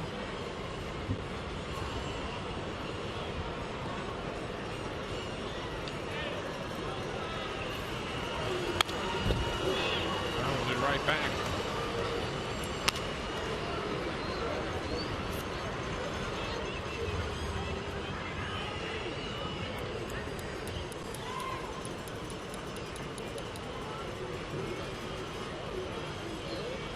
Angels scored 5 in the first, single runs in the 6th and 7th. The Rays have closed to within 2. 2 balls and a strike. Rays got a run in the 4th inning when they left the bases loaded. Got another run in the 5th. Got 3 in the 7th and left them loaded. They've stranded 12 today. A 2-1 count to Kendrick. Out of play, 2-2.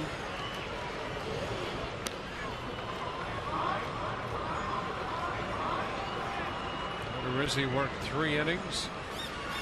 Yates 2, Belleville an inning and a third, Ramos 2/3. Foul for an inning, and now McGee has retired the first 2 men he has faced in the 9th.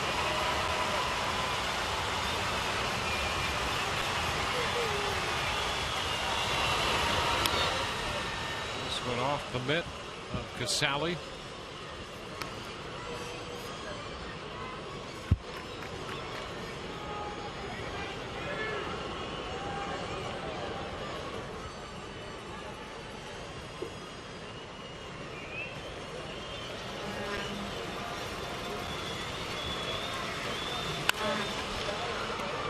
To short.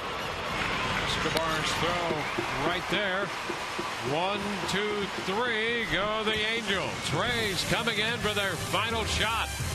They need 2 to tie, 3 to win.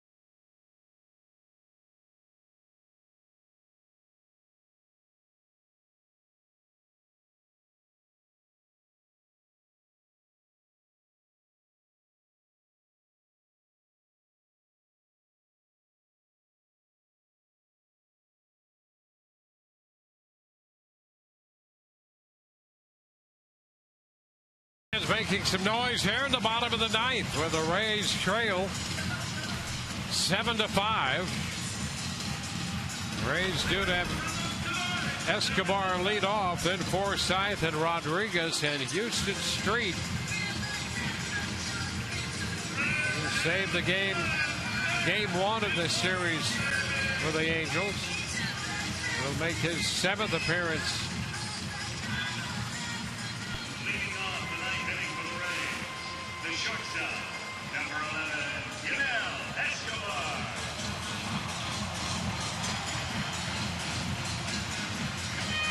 Street,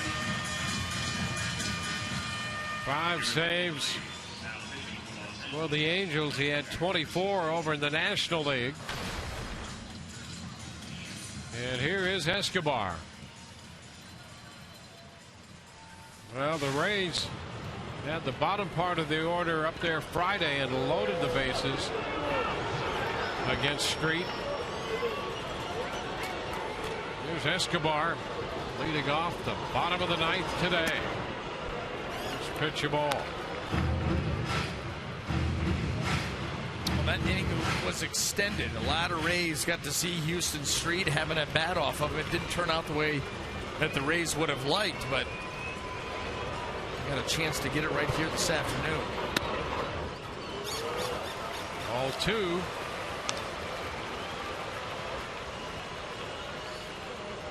Houston Street right there asking if that pitch was off the plate, and I don't think he liked the answer from Vic Carapazza. Get the tying run to the plate.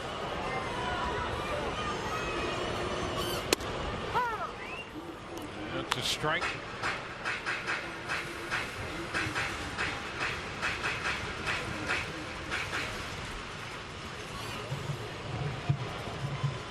Forsythe on deck. He's been swinging the bat extremely well.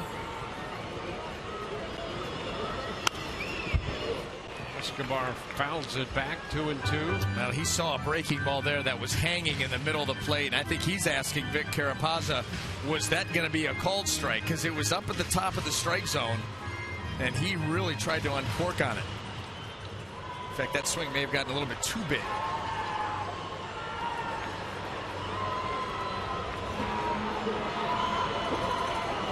2-2. And now full count. A very close pitch there. I don't know how you lay off these.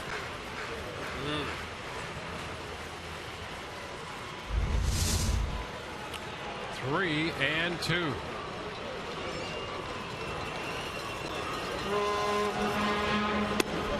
Escobar is called out on strikes. Escobar caught looking. And you know what? You don't blame him for being upset, because if the previous pitch was a ball, that one had to be too. That's all a hitter or a pitcher wants, is consistency. And you can see 5 and 6 almost on top of each other. If 5 is a ball, so doesn't 6 have to be? Escobar heading to first, called out on strikes. Boy, when you have to guess like that from one pitch to the next.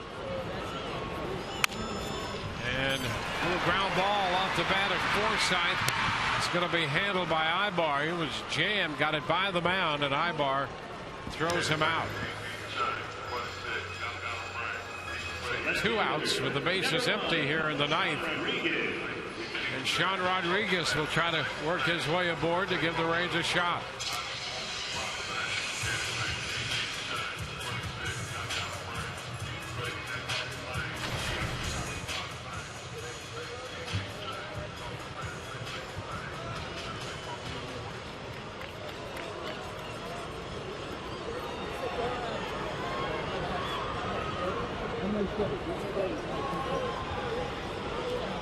Sean entered as a pinch hitter in the 7th. Which is a strike from Street.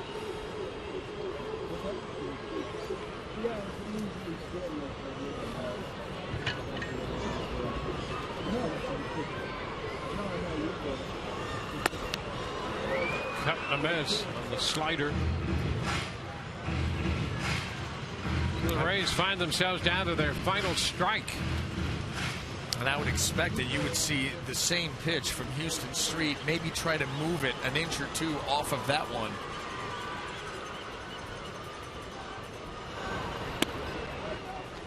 He does, and Rodriguez lays off 1-2.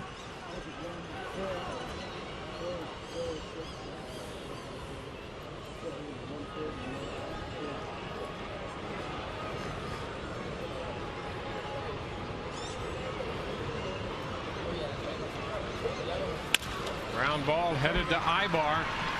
The shortstop's throw is scooped over there on the short hop by Pujols to end this game. Nice pickup by Pujols for the Angels, and the Angels pick up the victory. It's a 7-5 final. The pick by Pujols ends it, and the Rays drop the series 2-1 here to Los Angeles. We'll have the totals in a moment.